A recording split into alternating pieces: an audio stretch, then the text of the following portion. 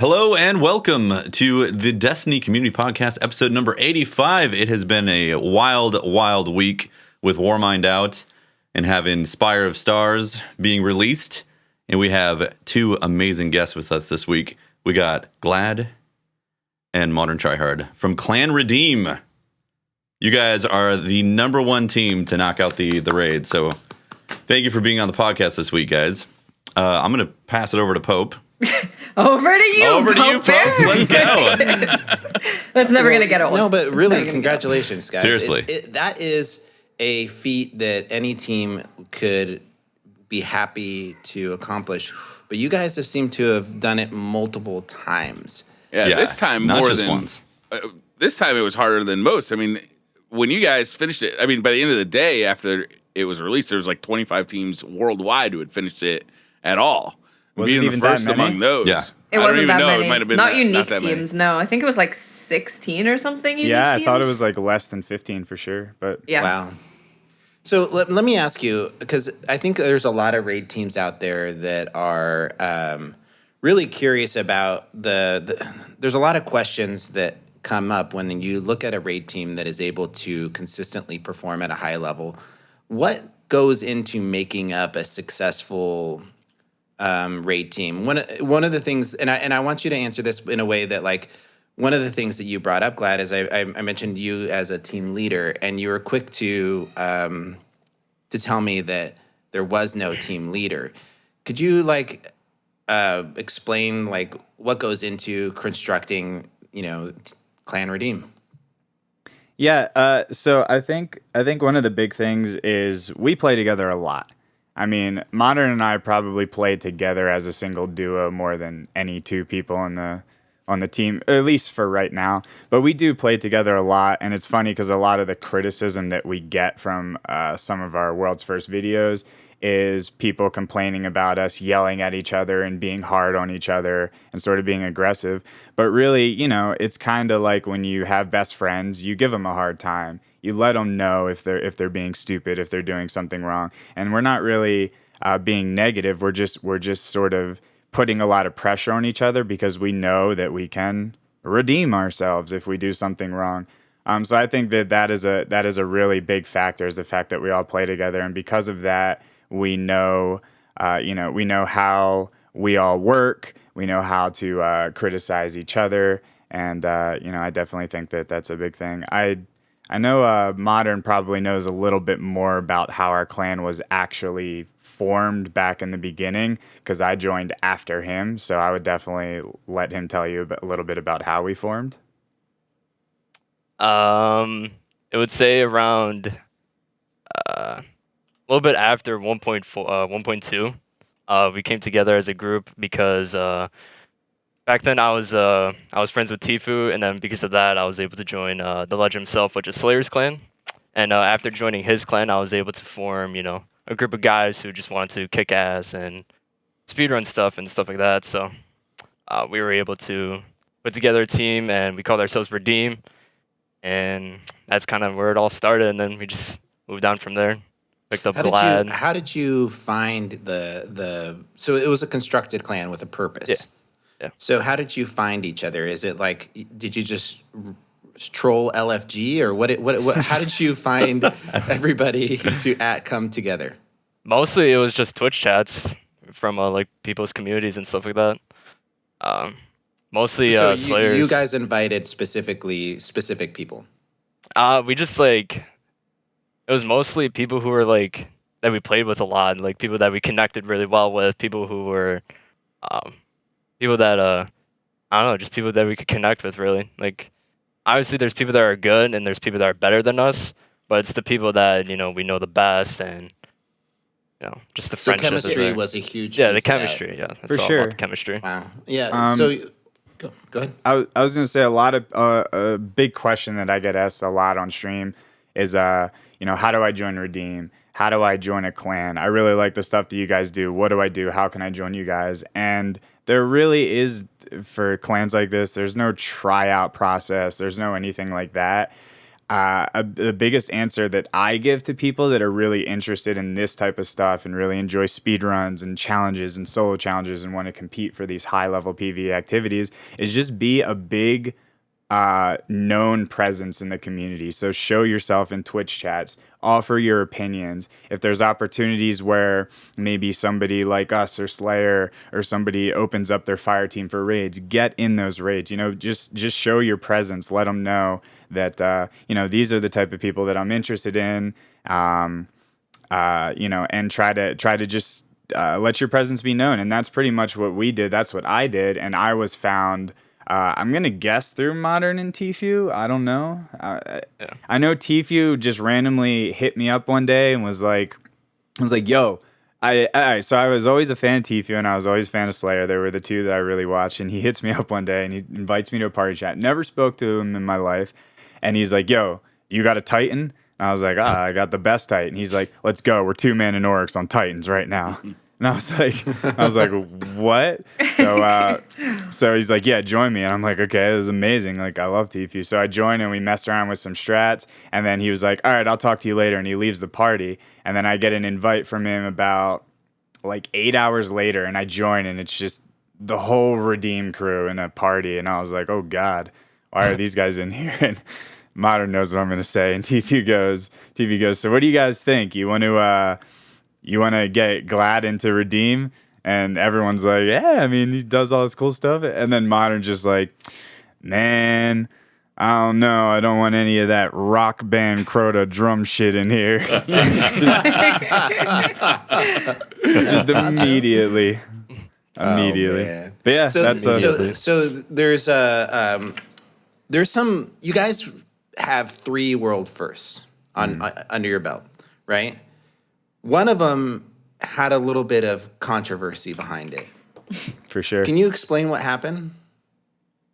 So basically, I'm going to try to not sound biased on it because I don't think that's the right approach to take. People had, there was a lot of opinions about it, and I just want to get that out up front because I think that you have a legit 3 wins from my perspective, but I do too. Yeah. So all of the high-level competitors that were going for World's First for that raid which knew raid? that this Also. The Prestige Leviathan. Cool. Because when Leviathan came out, this wasn't common knowledge yet because a lot of people hadn't had Coil. And there was a big Reddit post on Reddit, which I saw, and it was hugely upvoted. And then it was just kind of common knowledge over the next couple weeks that the Coil ammo system was bugged. And there were all these YouTube videos that were produced on it. And it just kind of became part of the game. It was sort of like the sleeper glitch when you had a sword out and you would switch to sleeper, you would get full sleeper ammo in Destiny 1. Just everyone kind of knew about it, everyone kind of did it, and we knew going into the raid that all of our top teams were going to use it. So the way that we saw it was if we didn't want to not use it because we knew everybody else was using it, and the ammo economy in Destiny 2 is already kind of flawed anyway. Mm-hmm. And so we honestly didn't think anything of it. We went into the raid and we just saw, like, if there were heavy packs laying on the ground, we just casually were like, all right, guys, make sure you guys switch to Coil, pick up a heavy pack, and then get to the next encounter. We'll see what it is, and we'll switch to whatever heavy we need. We didn't really think anything of it, and I think that people saw a clip from it and saw that we said glitch, clipped us saying glitch and doing it, and then blew it up on Twitter and said Redeem's using glitches. They're even using the term glitch. And then other people came and they saw glitch and they looked at it and didn't exactly know what we were doing. And it just got really, really, really, really, really blown out of proportion. And yeah, I mean, I don't know if Modern has anything to say. Nah, you explained it perfectly. I think that what I saw was a lot of teams having that knowledge, a lot of the top teams having that knowledge, and you guys utilizing it to good effect. And so when I look at your completions, I see you guys taking the most effective PvE strategies and putting them in play. Yeah. And I think it's hard to argue that that's not an effective PvE strategy.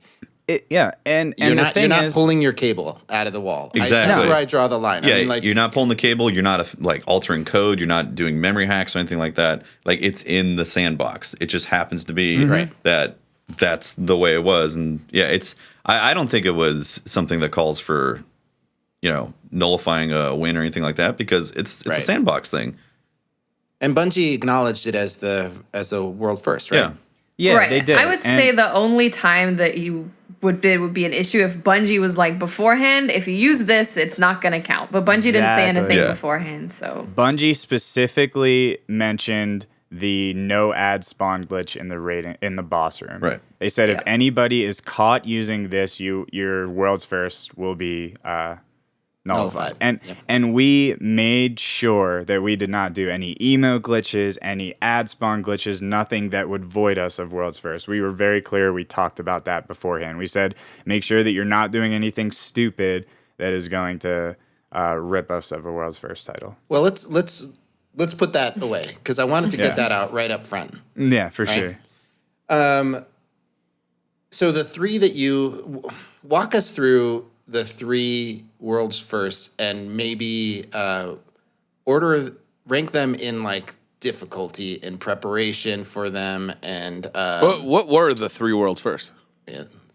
Wrath of Machine normal mode, Leviathan Prestige, and Spire of Stars right there. How would you rank them, Modern, like as difficulty in getting ready for them or Preparation and execution? Yeah. I would say Spire of Stars definitely would be number one. And then second would be Wrath of Machine, and then third Prestige Leviathan. I would put Prestige Leviathan last just because it's the Prestige version of the normal raid. So you already know what you're going to expect. You're just looking for those like minor tweaks that they're putting in and stuff like that. Right. What light level were you guys when you got into Spire of Stars? What was there? 360? I think I was 373 or 372 or something like that. I don't know what you were. I know we had one person that was 360 or maybe even 359. I'm not sure because we had two people that only leveled one character. And then I was mid 360s. Modern, you were definitely on that. Were you the highest, Modern, at 370? I think I was the second highest, I believe. Nice. So did you feel like, how did you go about like the encounters? So walk us through the raid as far as like where maybe you had challenges. Which raid? The latest one, Spire of Stars. The latest one. What? I mean, the biggest challenge we had was finding the door right off the bat when we completed the first encounter. We spent like 4 minutes trying to find the door to continue. Yeah. We were like, "Where's the door?" We were like looking all over. We were looking at like outside the map and stuff like that. We couldn't find the door. We tried to find cannons to shoot us up into the stars, and we were trying to like jump around the back. That's great. It's so dumb. It was a nightmare, but yeah. I would say the hardest part about it was just staying alive in the final boss fight, honestly. There's mechanics and all that, and like Good. getting those components to mix. There's such small windows of time to like perform that stuff, and so when you're learning it and you're dying, it makes it very difficult to make those pieces line up correctly. Yeah, I think one of the big things that we're really good at is since not all of our clan members do it, but a lot of our clan members really dissect parts of raids and see, can this be soloed? Can this be 3-man? I mean, we're already really close to getting a strategy to 3-manning the final boss in Spire of Stars. And we're so close. I don't know if it's possible yet, but like this is the things that we do. We really break down encounters. We see what's the minimum amount of people. So we're really good at being at observing things, looking closely. I mean, what sort of buffs do you have on your screen? What's around? How many plates are there? Are there 4? Are there 6? Are things glowing? What can I jump on? What can I not? Is there a relic? And then when you wipe, a big tip is Bungie always puts on the wipe screen, ships armed, ships destroyed. And that's a big key because we say, okay, at some point we have to find out a way to arm a ship, and then we have to find out a way to blow up a ship. So we already know objectives just from wiping. And then then we look around at our surroundings again. We say, okay, based off of everything that we know, what would make the most sense? And I think we're really good at not just sort of getting out of control and losing our touch. We're really good at staying calm and sort of trying to explain things in a really logical way so that we have something that we can try. And then we try it, and if it doesn't work, somebody else's turn. Hey, Error had an idea. What's his idea? And then he says, okay, you're going to go here, and we try that, and we just keep sort of messing around until something works. And in this particular raid, we got to the boss in exactly an hour. And then we spent almost 6 hours on the boss. Wow. Yeah, and it just goes to show you how difficult this boss actually was compared to all the others. I mean, that's insane. I'm stealing somebody's question from later, but do you guys think that as people's light level increases that this boss encounter is going to get significantly easier, or do you think it's just so complex that it's going to remain difficult for forever? I think it's going to get easier. I'll be honest. Go ahead, Martin. I think it's just going to be easier because you're going to learn the fight and you're going to learn the encounter and you're going to figure out, what to do and stuff like that. It's just practice, basically. And obviously, if you're going to be higher light, it's going to be a lot easier for you. You're going to be able to do more damage to the guy and you're going to be able to survive as well. Just clear out ads faster. Yeah. Yeah. And since you already know the encounter and stuff, so. And with most teams that kind of already know what they're doing, once you get around the 380 mark, the fight is already starting to become a casual two-phase DPS.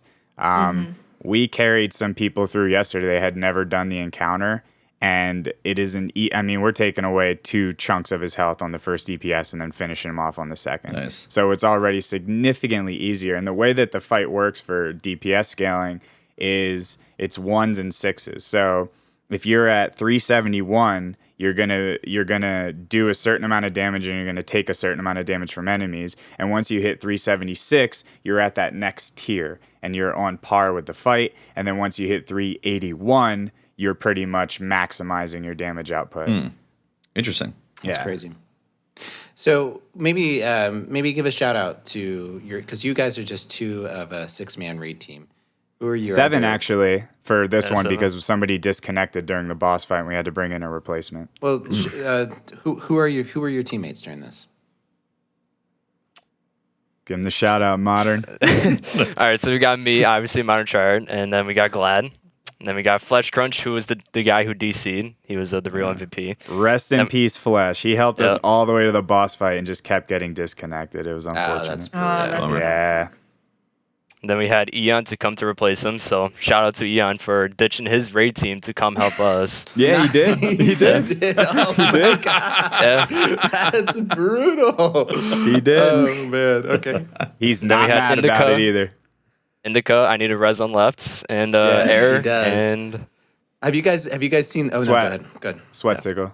Sweatsicle. Yep. Nice. So in your world's first final run, I watched the video of it. It's on the, you guys won a Bungie Movie of the week. movie of the week. Yeah. And I was watching it, and Indica is in this very intense moment screams like, just like this. You could hear it in his voice, like, "I need a res on the left." Yeah. It's already a meme in our clan. And Oh, for sure.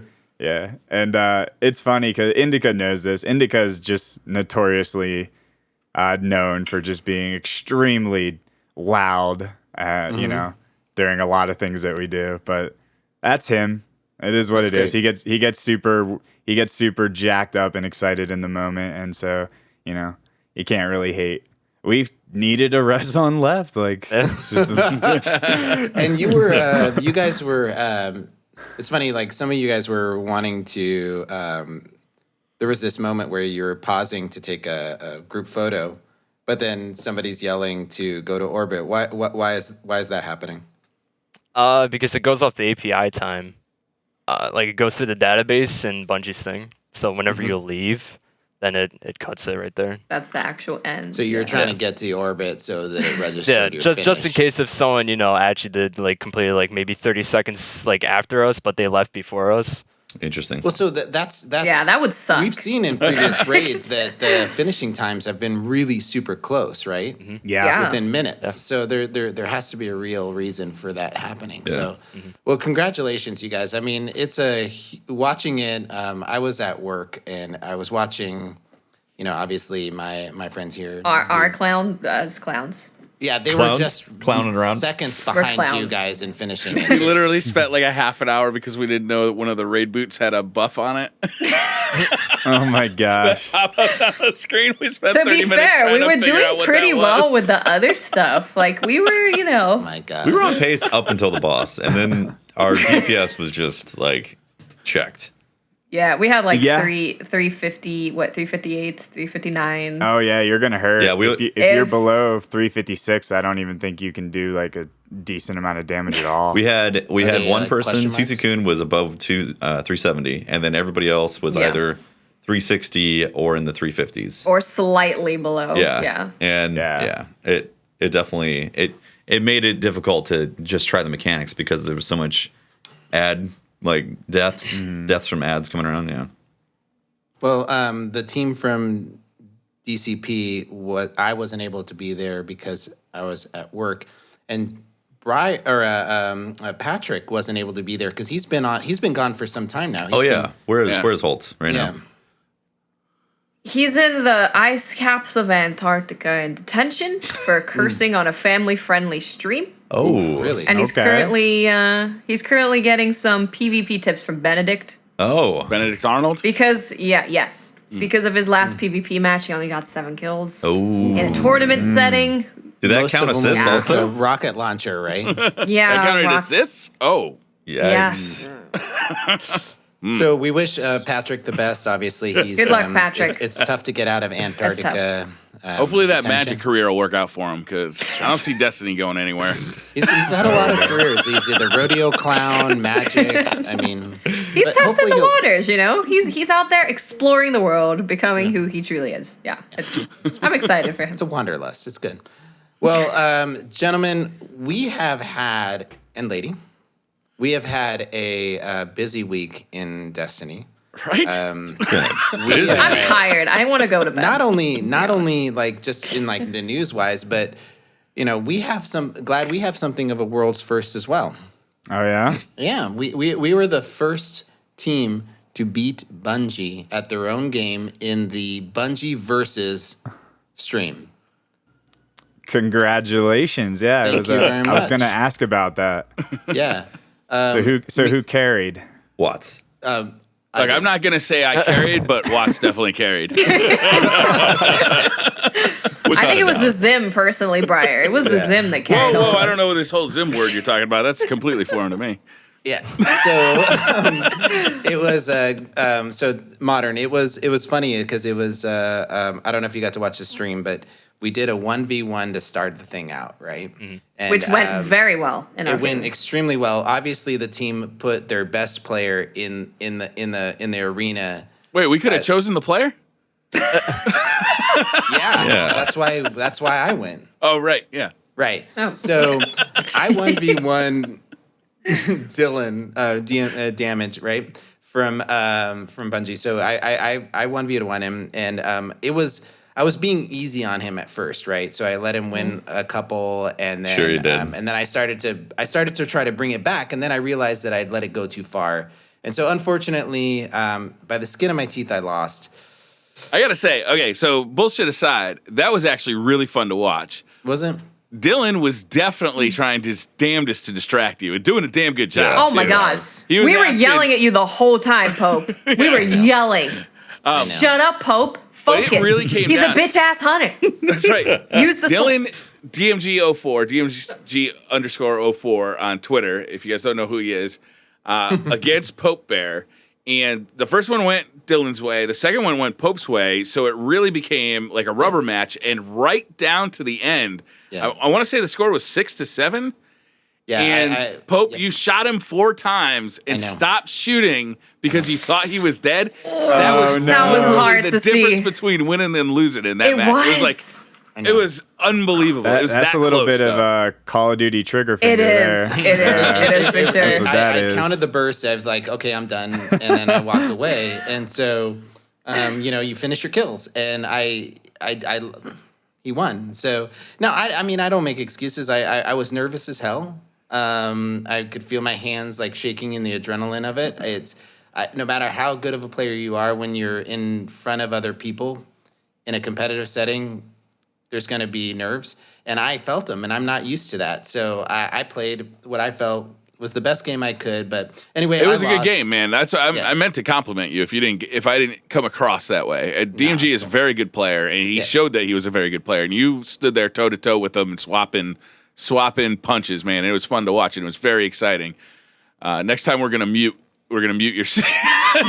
They were asking me questions about my first girlfriend and stuff that it just Trying to really, get in your head. tell us more about DCP, and then bam, I'm dead. I was like, no, Pope. Mute him. Anyway, so Cheap tricks. we did end up when I had my squad around me and I didn't have Bungie distracting us. We went up too quick. We went up 2 maps on them really quick, and Then they picked survival on solitude. that's right.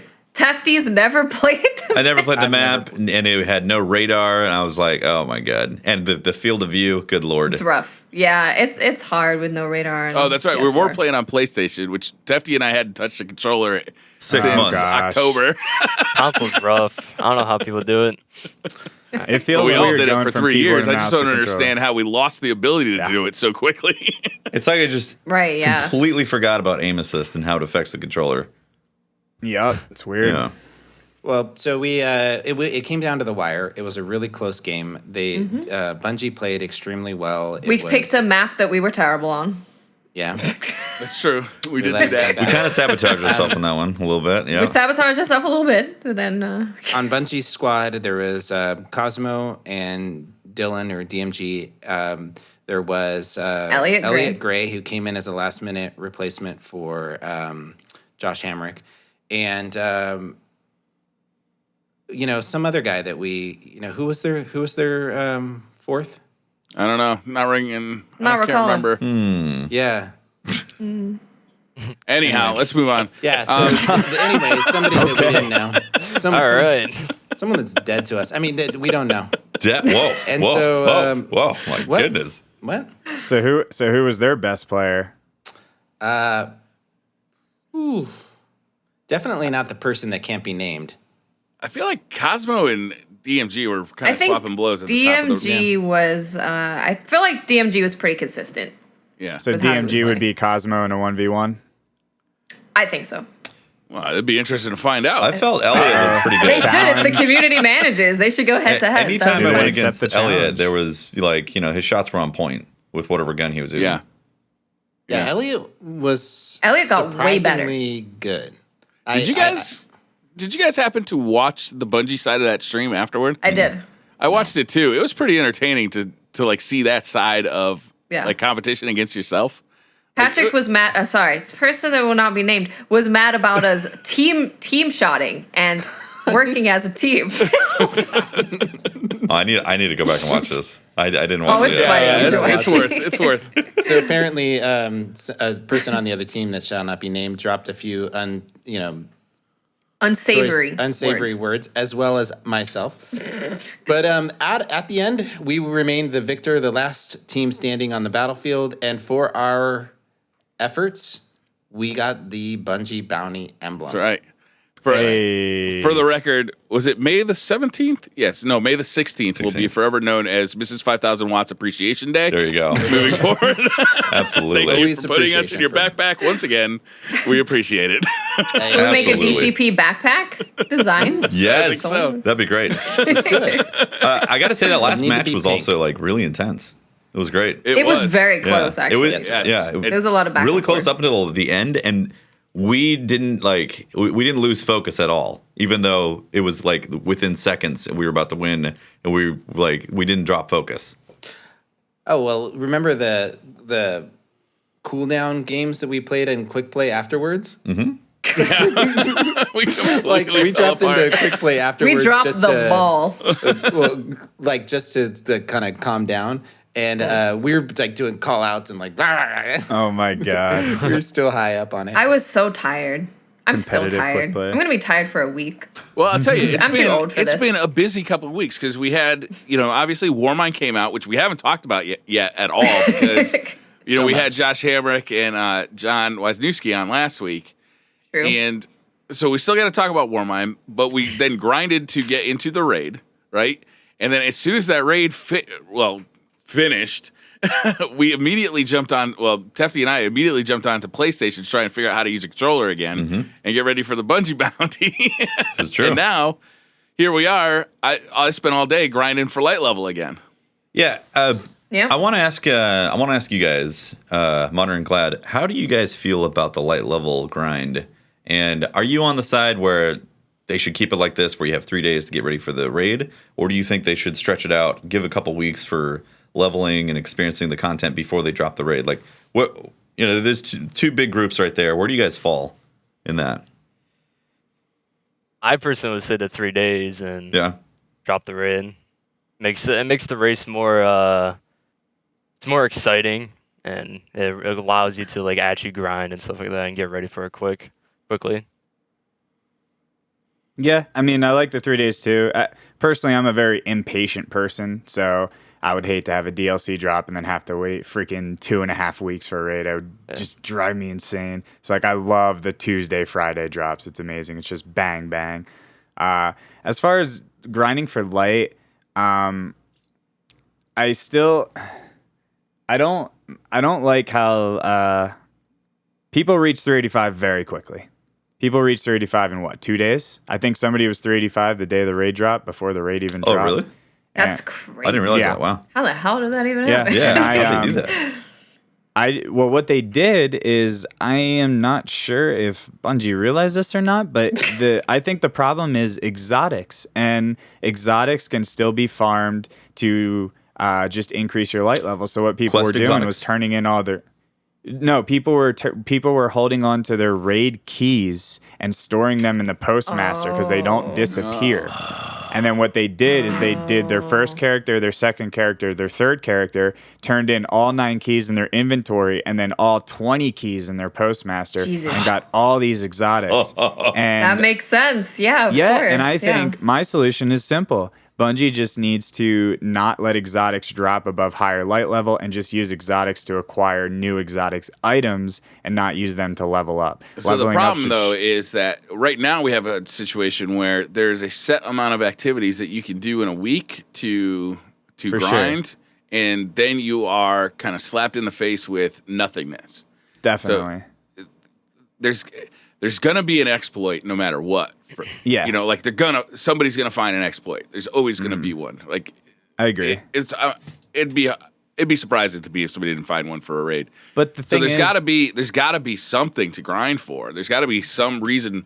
Like right now, legendary drops are not exciting because you already have all the legendaries, right? And they come with the same rolls every time. So at least with exotic drops right now, it's like there's something to get excited about. Like a legendary engram could turn into an exotic. You get an exotic out of a chest, and you're like, oh, okay, sweet. I'm going to the tower and decrypt it because it's the only thing after you finish all your milestones and raids that kind of has value anymore.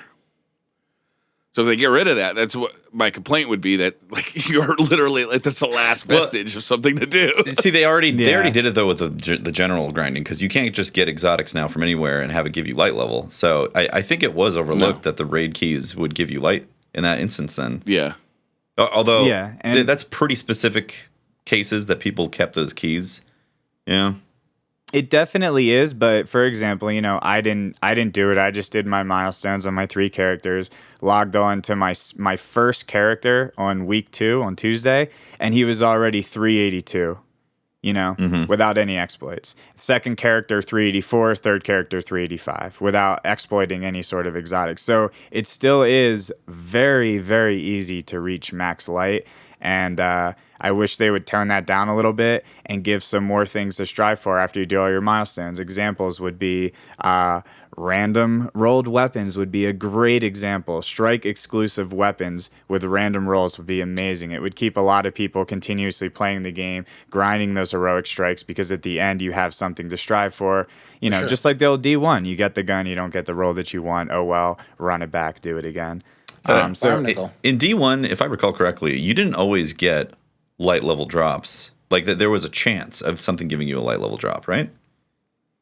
Yeah, ever since the April update, they changed it, made the smart loot system. Yeah, exactly. April update. That's smart loot. Yeah, April update. I hate the smart loot system. Yeah, like it seems like it's pretty simple solution is that you don't guarantee it.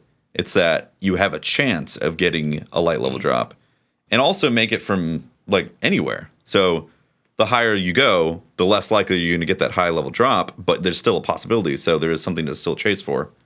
Or make it more likely to happen in higher tiered events. You know, like raids and powerful It's like Masterworks, right? Like why do we get stuff better? Is more Exactly, likely like to drop. Why do I get better loot out of a 270 Nightfall than I get out of a 360 heroic? light heroic? 350 light heroic? Heroic is way harder than the Heroic's Nightfall. weird. Heroic strikes are in a super weird place where they are more difficult than a Nightfall, but they don't even give you anything above 345. They talk about it. They did talk about it. They did. Yeah. And they realized that it needs to be kind of that middle ground. There needs to be something where you can get past that 345 hump, but you can't get to 385 from it. And I think Heroic Strikes would be a good place. The disadvantages are brutal. I mean, those things are brutal. The grounded just needs to go. Grounded sucks. Get it out of here. There's one please. that's running today that takes away your radar and makes any melee a one-hit kill to your Guardian. It is. Because you don't see them coming. You don't hear them coming. They just all of a sudden you're dead. You're like, Yeah, it's a little punishing. But the thing is, they have I really appreciate it, to be honest with you. What, the melee? I love heroic strikes the way they are. I swear if they nerf them and make them easier, I'm going to be so pissed. They don't need to be easier. I think the rewards need to just be a bit better. Okay. That's what it is. I agree. that's it. 100%. That's it right there. No, I agree. I agree that, and they refer to that in the TWAB, and they're going to be giving, they're going to be adjusting and giving better loot drops for them. And I think Gladd, you're with the randomized rolls thing is something that we're going to look forward to. But I really, really appreciate doing the heroic strike playlist and having them be difficult. So Modern and I have something to say on the heroic strikes currently. I don't mind them. I really don't. But by taking ward synth out of the game, they also nerf something else. I don't know if you noticed, but in heroic strikes, a lot of yellow bar enemies are no longer yellow. They're red. So you can't run through with Ward Cliff anymore and use it to get more ammo. We don't have heavy ammo synths. We have a double primary power ammo system, and they're taking the only enemies in the strikes that drop heavy ammo out of the strike. So strikes now are very frustrating because when I do them, I pretty much just save my heavy to the boss and only use heavy if I see an extra brick on the ground. Then I'm like, okay, I can shoot heavy now. Because then what happens is you get to the boss, if you use your heavy during the strike, you're just dinking him with hand cannons and scout rifles. Yeah, Sure. That's true. Yeah. And I know Modern hates it too.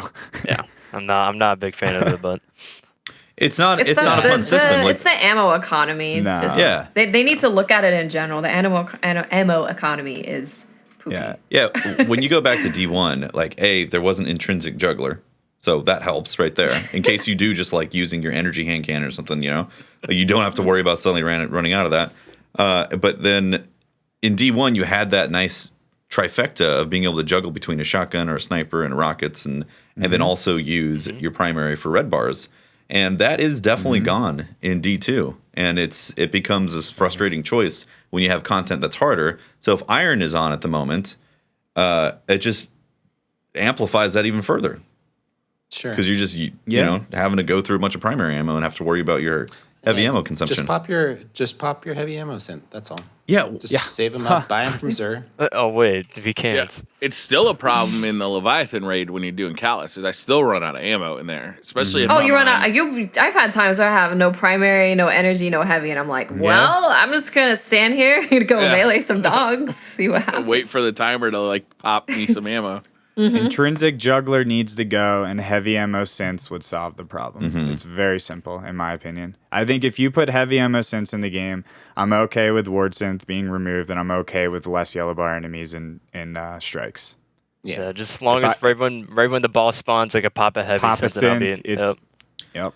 I've always thought, like, ever since they put in the rally the flag mechanic for public events, I've always thought that they should put those in the beginning of each counter for when you're doing a raid, because it'd be awesome. Like, how many times do you like, oh, we need to do an ammo run or a super run, and then you wipe again, and then when they could just put that rally the flag mechanic in the raid every time you start, so it's like at the baseline you have power and you have your super. Since they seem to be setting up these instances to require those things to complete them.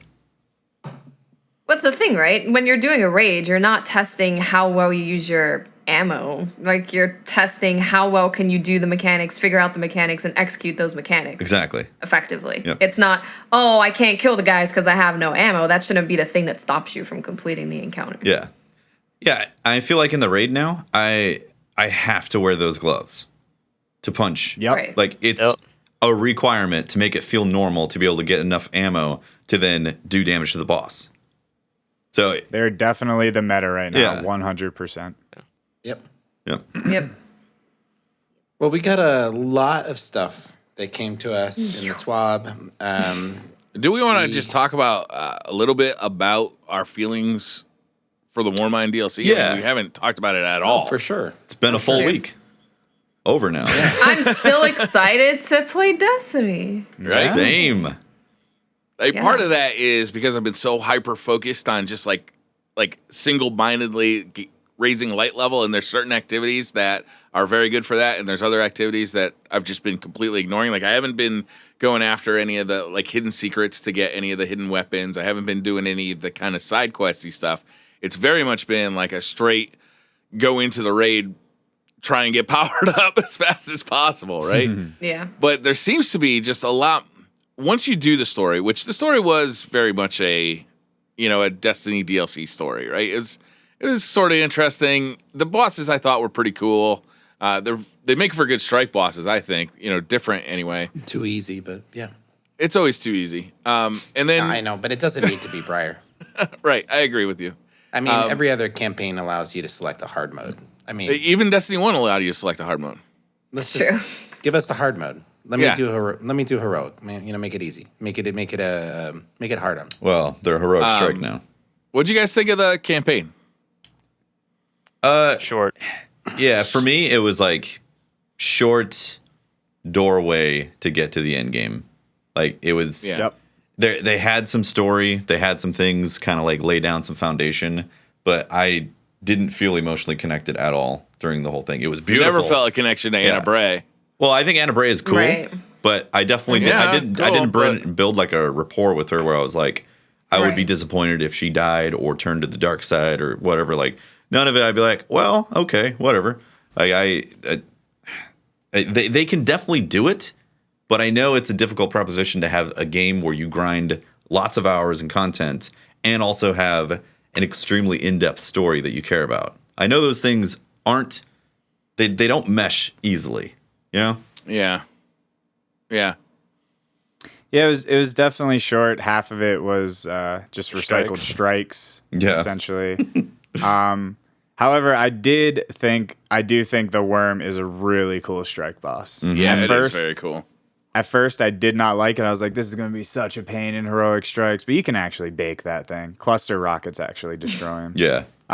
We went in with a full team of Darcy's on one of the heroic strikes for it. Yeah. And it happened to be that the day that Heavyweight. was doing, Heavyweight was Yeah. on. Oh my God, that thing falls down so fast. It was Yeah, hilarious. it does. Heavyweight is nice.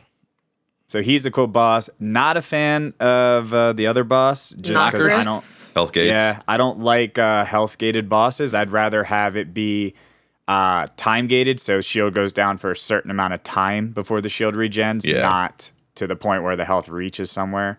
I thought kind the of story just feels a little bit like yeah. You know what's funny about that trash. strike?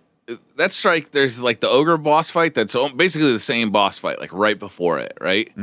That is more fun than the actual boss fight. Denzel? Because you kill the four knights and you blow up the crystals, and you're in a boss fight. It's over really quick because the ogre doesn't have nearly the health that Knockers does. But it's just more kinetic. It's more fast paced. When you get to Knockers, and then all of a sudden you have to you literally have to just like sit there and wait for the next phase, kill the thrall that come out.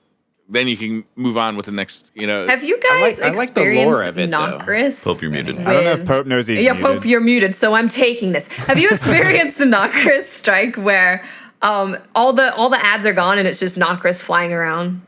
It looks so awkward. He's just like some weird funny guy in a dress, just like floating around the arena. I worship Also, a is worm that like god. a helmet or is that like his skull? I want Knockers to be cooler, man. Knockers That's is sad. pretty cool. Don't they have like an Knockers is exoskeleton? a big deal in the lore. He's a big deal. He should be scary. I really liked the lore behind Knockers, and I liked the fight encounter because it incorporated a piece of the lore into the fight encounter. I think it could have been more dynamic, but having Knockers being able to rise. Can you explain that? Because I'm not familiar with that. Well, so he's a hive that can raise other hive from the dead, right? He's a So in necromancer. the fight, he's a necromancer. So in the fight, they open up a portal and all these enemies come rushing out, right? Well, you kill the enemies, and then you give the Nokris more ammo to fight you with. So you kill all these enemies, and then he does this, this spell and brings them all back to life. So you're fighting the risen, enemies that you've killed them. So I like the mechanic of that and how it fits into the lore. It's similar what I felt to the fight where we dropped down into the dark room where the knight with the axe, Darkblade. the dark blade. Yeah, Like, I it felt was like cool. I really like that strike. I like that the encounter incorporated. It made sense that we weren't just doing a damage phase because it was a damage phase to be done. It was like fit into the lore of that character. I just think it could have been more dynamic, but definitely interesting for me. I think that's like the biggest thing that's happening right now. It seems there's a bunch of health gating when it comes to strike bosses in Destiny, and I really would like to see them move away from, just like you said, time gated is much better. So if you can unload all your rockets and all your snipers and so on and so forth, and then you can actually measure how much damage you're doing, that's a lot more exciting to do for endgame stuff than it is to just, you took away a quarter, and they're putting in way too many of these also. Like, is 4? It works though in some situations. Like the one where you fall into the pit with the Vex boss works because you actually move to different levels in that pit, and like his when you damage him on the top level, the whole encounter changes when you move to the middle level, and then you damage him on the middle level, the whole encounter changes when you move to the bottom level. To me, that works because the whole fight is changing. Like the location even of the fight is changing. It's different phases with and different Knockers, stages. it's just the same thing repeated over and over. Knockers. I'm definitely calling them Knockers. knockers. That's what I said. It is not Knockers. Knockers. I'm calling them knockers. That's what I said. Okay, let's call them saying Knockers. I like this. this. Isn't Hooters. I like it. Knockers is perfect. You got a good point, actually. If the arena changes every time there's some sort of health gate, then I would be more. I'd be more about that. But the thing is about that boss, sometimes it glitches and you can take off like half his health and then it drops to the next floor. Yeah, that's true.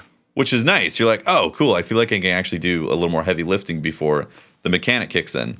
But with this, there is like this really heavy imposed mechanic of, okay, he's at this health point. He's going to summon more ads and you have to go throw the balls around in the arena. And then he disappears or goes invulnerable. Yeah. There's no way to like get better at those strikes because they have that setup. Yeah, exactly. Which I think kind of sucks. And Exodus Crash is the worst one of all of them. And that's why everybody leaves. See, I think a really well-designed fight is the Pyramidion boss fight because that is a time-gated. Every time the shield goes away, he runs to the next area. You have a specific amount of time to load up and DPS him. And I love that fight. I think it's very well designed. I think the arena is really cool. It's wide open, so it gives you a lot of mobility, but it's got just enough to keep yourself alive. So more stuff like that, in my opinion. Yeah. Well, I haven't gotten to play a ton of Warmind. I've leveled one character up to 55 or 355 is my highest character. I'm enjoying playing it at a leisurely pace. I didn't need to grind. I haven't done the raid layer yet. I feel like I will have the time to do that when I have time to do it. And when I'm high enough light that I won't have a miserable time. So for me, I enjoyed the story. I enjoyed. I still haven't even done the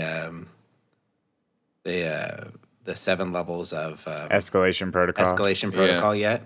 I've accidentally started one and had my ass handed to me. Yeah. So, I'm waiting on that, and I'm enjoying collecting the collectibles and getting that stuff done. It's fun for me right now. We should I tell. like that stuff's in the game. Yeah. I like that we have that stuff back, being able to collect stuff. The collectibles are so Just nice. because I the haven't exotic gotten to catalysts are phenomenal. Like I think that is 100% the way to go in the future for things because I like the fact that you get an exotic, it's unique, and then there's a thing that you can go and collect that is somewhere in the universe or in the sandbox that will then extend it to make it even better. And then there's a grind associated with it. Like I want to see that expand further and not just be exotics. Like I was talking last night, it would be really cool to have some sort of exotic catalyst type of thing drop for legendaries as well. So if they didn't want to go full on randomized loot, they could do something where they could have these catalysts drop for legendaries where you could possibly get a catalyst for outlaw or a catalyst for glass half full or something like that would then unlock in that weapon and expand. Like I think those type of grinds are really cool. So I'm happy that they're doing stuff like that. It would be cool to see armor exotic catalyst drop as well. Yes. So like on the Hunter Wormhusk helmet, you could get your health back twice as fast and then make me invulnerable during dodge. Talking. What about it's what I'm saying. What about your teammates receive the same healing effect? Yes. So that's with the masterwork version. Give Hunter some team play. I like it. Yeah, I like that. Let's do that. It's like their own Right when race. you get in the raid. Modern, let me ask you a question. So you grinded, you beat the end game. Where are you in the Warmind DLC right now? What are you playing Destiny every day, or what keeps you coming back if you are? Recently, I actually haven't played that much. Like it's been like sort of on and off and stuff like that. But I'm basically like at the end, pretty much for me. You've done everything, or you don't worry about for the Crucible. I'm not that like I like the Crucible, but I'm not like that big of a fan of the Claymore and stuff like that. So I'm not really grinding for it. When it comes to PvE, I mean challenges for the raid it's come to a very, very, very fine line of just like one phase in the boss, or as Gladd was saying, the 3-man, which I personally don't think it's going to happen, but we'll see what he can do. Yeah, you watch and see there, buddy. Yeah, I will. Yeah, keep on tuning in. It's just the challenges aren't really there. The speedrunning, I mean, I like speedrunning in Destiny 2. It's just the way speedrunning is now it's not the same. It's more just like everything's like so time gated now. It's not really fun anymore. And then like the strats that are like implemented aren't really that fun. Strikes. I mean, I used to love playing strikes. Right before the Warmind came out, I was playing strikes every day. I was just playing strikes because I enjoyed playing strikes. It's now with the war cliff gone and the synths not being there, I don't have the drive to play strikes anymore because it's not that fun. Because I'm sitting there dinking everything with my primary, and then I'm saving my heavy ammo for the boss. Okay. Yeah, I mean. So right now you're playing. What other game are you playing? I'm not really playing anything really. Just Destiny or bust. Yeah. On the side, I play Fortnite here and there, but it's like maybe an hour a day, maybe 2. Fun fact: Modern's actually coming to visit me in 2 weeks. Yeah. Nice. Wow. So Are you gonna teach him how to beat Crota on drum set? He already knows. I'm gonna teach. I'm gonna give him some beard food. I'm gonna teach him how to grow a beard. Oh my god. This guy's making fun of me. All right. Nah, but he's flying into Colorado on the 31st, right? The 30th. 30th. All right. That's cool. Same for a couple That's days. cool. It's That's cool awesome. to meet friends online in Yeah, real life. I mean, that's one of the things that impressed me the most about Guardian Con is just seeing all these people and seeing how short really Tefty is. I mean, you think he's taller. It's true. It's actually true. But, It's even more amazing to see how Speaking much of shorter. short- It's amazing to see how much shorter Pope is in comparison. I was kind of blown away. Speaking of short, we've got a short wait until the PTR comes to Destiny 2. Oh, Ooh, Yeah. I like that segue. May Let's go with that. 29th, we are getting the Crucible Labs, which is basically a player test realm for the Crucible in Destiny 2. It's going to be available to all players. Even after they announced this and explained that it would be available to all players, a lot of people were confused that it'd be only a PC thing. But Bungie clearly stated it would be available to all players. I kind of expect it to be like kind of a selectable option on everybody's, That's the way it was menu. worded. That's what I kind of assumed, that it was like, here is a different sandbox, so you're going to go in and test things out in PvP, Right? And so they can see how the community responds to it. This is, Right. I mean, this is huge because this is the first time Destiny. And it's happening quick. Yeah, it's May 29th. May 29th, exactly. This is huge It's because really this is the soon. first time Bungie is being like, okay, public, let us know what you think of these possible options. And usually they curate everything like 3 times over before they give it to the public, and then we still Before we even get a peep. yeah, exactly. And then we still find bugs and so on and so forth. So the curation process never means that the bugs aren't there. But this is the first time that we're going to have any kind of feedback on what's working in those labs. But Yep. they can make changes that are community requested, right? They can make 3-tap hand cannons and Ooh, can you perfect imagine? inner accuracy. Put it Which in the already Crucible exists. Labs, and all of a sudden, we get to see how it actually affects How the it game. feels, right? yeah. Yeah. Like it's an amazing opportunity for the Destiny community, and I can't believe it's coming May 29th. I mean, that's really exciting. I'm really curious super to excited. see how deep it's going to go, because there's just changes to the sandbox that are subtle that they can do. Like if they could do 3-tap hand cannons, so you can bring your loot in there. They could Yeah. also go so far as like, if you log into the Crucible Labs, you have a completely different character, a different set of loot that they give you this. Well, you what know? if they start testing the weapon slot changes in there? Exactly. Yeah, which would be like, here's a template character that they give everybody to test things out to see if it's going to work. Like, that makes me very excited. I mean, this is a completely different tone from Bungie than we've seen. Yeah, it really is. It's a really nice change. It puts a connection between the players and Bungie themselves, which is really nice. Yeah, exactly. Yeah. Something for that was sure. lacking. Yep. Like some things you're never going to see in there, right? You're never going to see September's exotics in there because Bungie wants to keep that secret, right? Sure. But they could definitely start tweaking around with, well, what damage should high rate of fire pulse rifles be doing? They can make tweaks like that. They can make tweaks like, inner accuracy, like we mentioned before. Like they could make all sorts of cool little tweaks like that. Tell us about them or not tell us about them. See if we notice Time to them. kill. Yeah, They time could to test kill. They a could play with shorter the time to kill. And none of this would have to change the full game, right? The regular Crucible, the competitive list, the PvE side of the game all remain unaffected by Crucible Labs. Crucible Labs is just a place you go in and test. Theoretically, you wouldn't make any progress in Crucible Labs, right? Anything Yeah. that happened in there was just in the Crucible Stats Labs. don't carry. Yep. Right. It's exciting. It's very exciting, and it's I'm going to super happen excited about it. in a couple weeks. It's awesome. Yeah. Also, May 29th, we're getting the faction rally improvements, which we don't know much about yet, right? No. So that'll be a surprise. And then exotic armor sandbox changes. It's They don't really say anything soon. about faction rallies?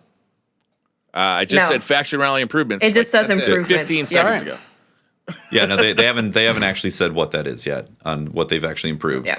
They've just said that it's coming May 29th. I'm very excited about that because that's a big thing for PvE. That is, like, when I first heard about faction rallies in Destiny 2, I was like, oh man, are we gonna have these cool events that are PvE based that are gonna have the special stuff happen? And then it just became public events.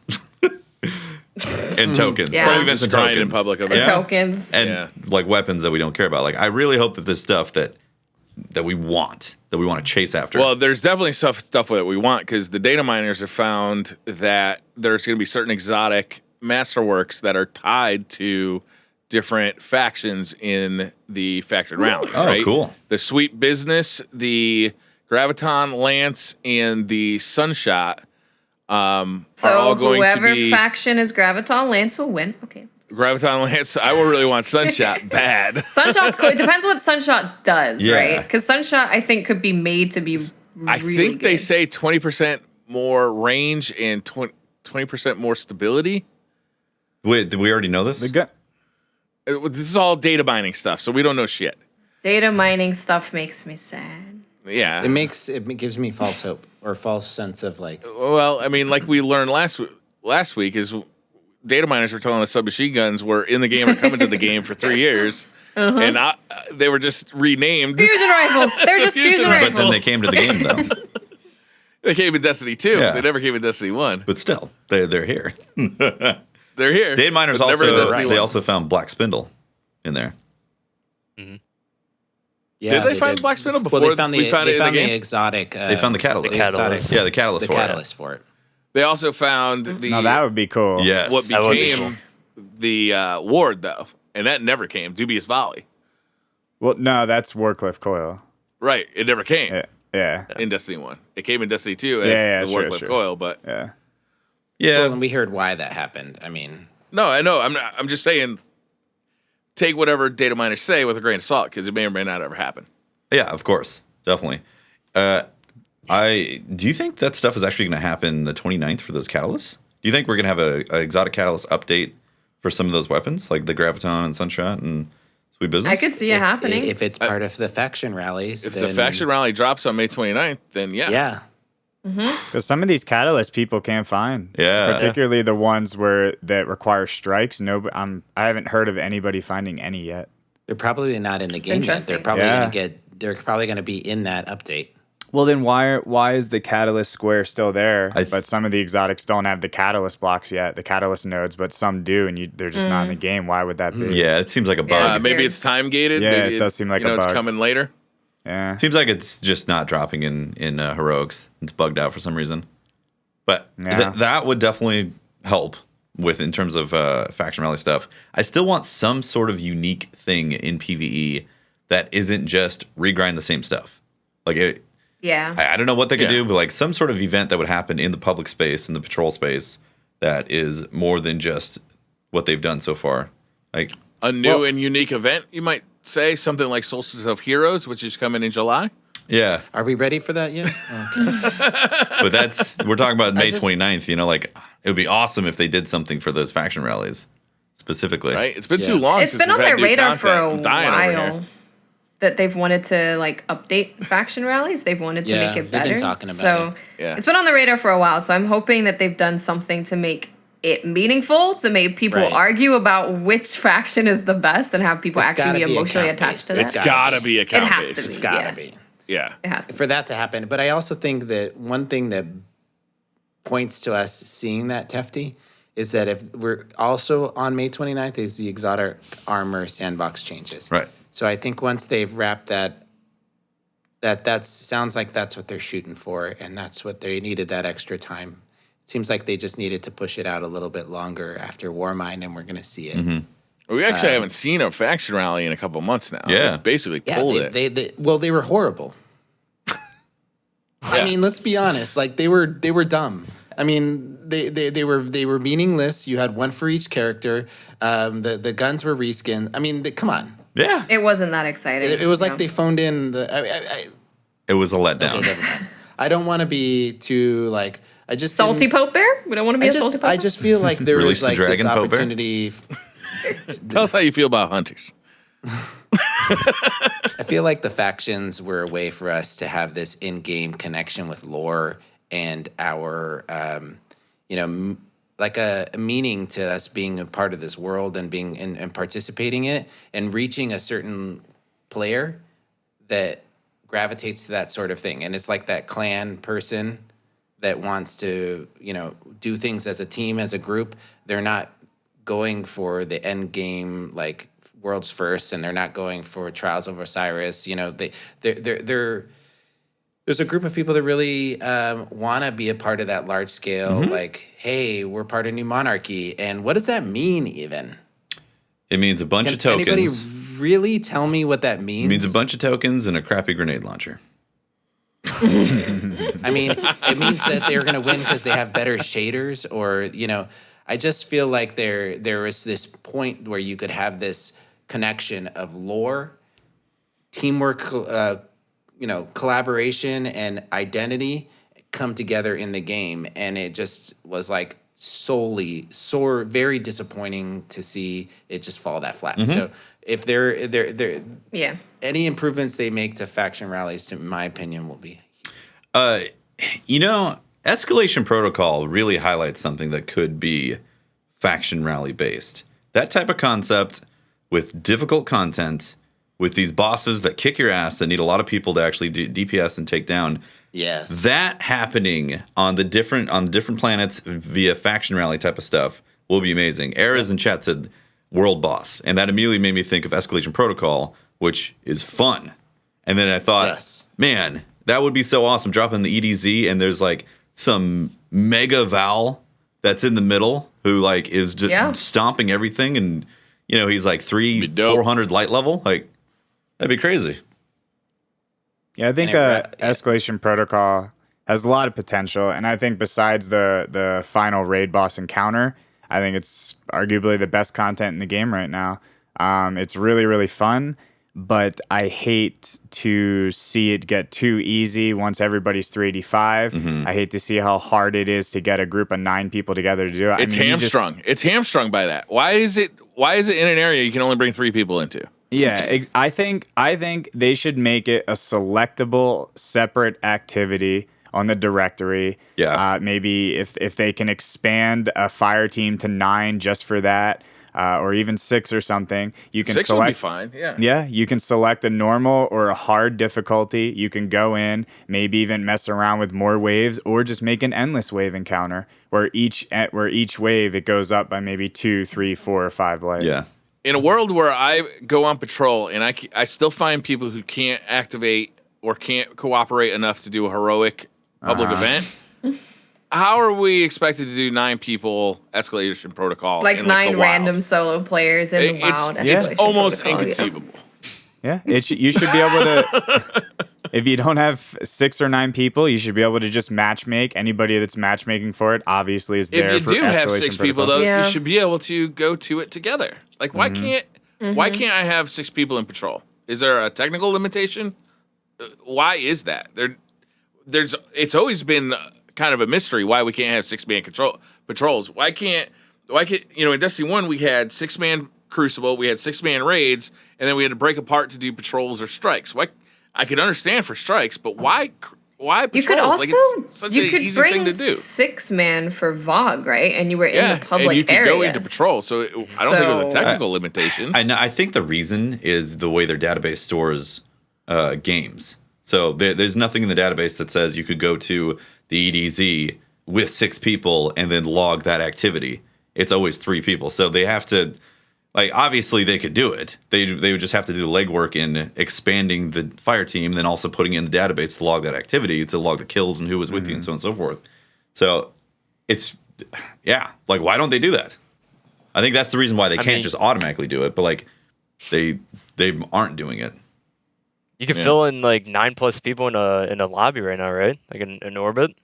Oh yeah, for private matches. Yeah, private matches. Yep, exactly. Yeah. So you could easily just do it and just allow it where you could put all 9 people into the patrol area. Yeah, and just like you said, Gladd, they need 2 options right there. If you go into that public space, there needs to be the normal matchmaking one, and then there needs to be I'm bringing 6 people, don't matchmake me with anybody else type of thing. Because that's part of the problem is matchmaking.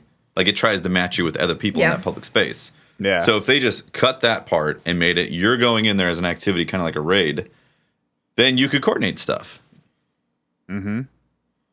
Or even little areas in patrol where you can, go to a little board and go there if you're trying to queue up for for protocol. It'll put you in Yeah. a different server with other people who are queuing at that same board. Are you? You see that in RPGs a lot. Are you trying to suggest in-game LFG, Glad? Pump the brakes. Yeah, we need in-game LFG like 2 years ago. Yeah. Yeah, Yeah, definitely. you're right. Yeah. I mean, they tried it with guided games. Didn't really Guided succeed that well. Guided games had Yeah. all this like red tape around it and just all this like packaging. It's too specific. Yeah. You have to do too much to be a guide. Like, it's crazy. You can't just queue up like, I want to play with some people and go do the Nightfall. You can't do that. Yeah. There's no reason. Too much. There's no reason why you couldn't just Yeah. go to a board in the tower or those like every public space having a board that you spawn into. You could like check that if somebody has an activity that they want to do. And then if there's a queue, let you do something else while you wait. Yeah. Yeah. You go do one of those patrols. Yeah. Perfect time. Yeah. All right. So continuing on with the development roadmap, in July, we're going to get the Solstice of Heroes seasonal event. It's a brand new seasonal event. A lot of people were predicting SRL. It doesn't say SRL. It says Solstice of Heroes. So Sounds like some badass armor is going to come from there. It does, right? Sounds pretty. Sounds cool. You know, based on the difference between the Dawning event and what was the second event? The Crimson. Crimson event. What was Crimson it called? Days. It wasn't Crimson Crimson Days. Days. Thank you. You know, like Crimson Days was a lot better than the Dawning, so hopefully they continue that trend. Yeah. I think they will. Yeah. Bounties are also coming in July. Expansion 1 and 2 Raid Lair Prestige is coming in July. PC Clan Text Chat, which is real nice. Year 1 Triumphs. So we'll be getting Triumphs for the year. Yep. And more like it. exotic armor sandbox changes. Yep. So they're going to do some of it in May, some of it in July. Well, let's hope they don't remove the Prestige Raid Layer off the roadmap again. That's true. Because it was on and then it was off, and now it's back on. So I'm Yeah, you're right. So do you Hoping plan that- on like how much time do you plan to take time off of work? Is that how it works? Like you guys do like 2 days before, or how do you prep for this? I mean, we'll definitely run through with our team the normal version a couple times. That's how we usually prepare for the Prestige. So we'll definitely be going for World's First for both of those as well. Do you think Nice. they'll drop on the same day, or do you think they'll No, stagger them? no, they wouldn't do that. That would be You think this is going to stagger? I think it'll stagger for sure. There's no way they would drop 2 Prestige raids on one day. That wouldn't really Well, make sense. okay, hold up. Remember when they were talking about their vision for what they wanted to do with Prestige? They wanted to make like actual like challenge loadout type of stuff that could happen with that. I'm I think they hoping- scrapped that idea. I think they scrapped that idea too because it didn't really get a lot of decent feedback. It didn't. Yeah.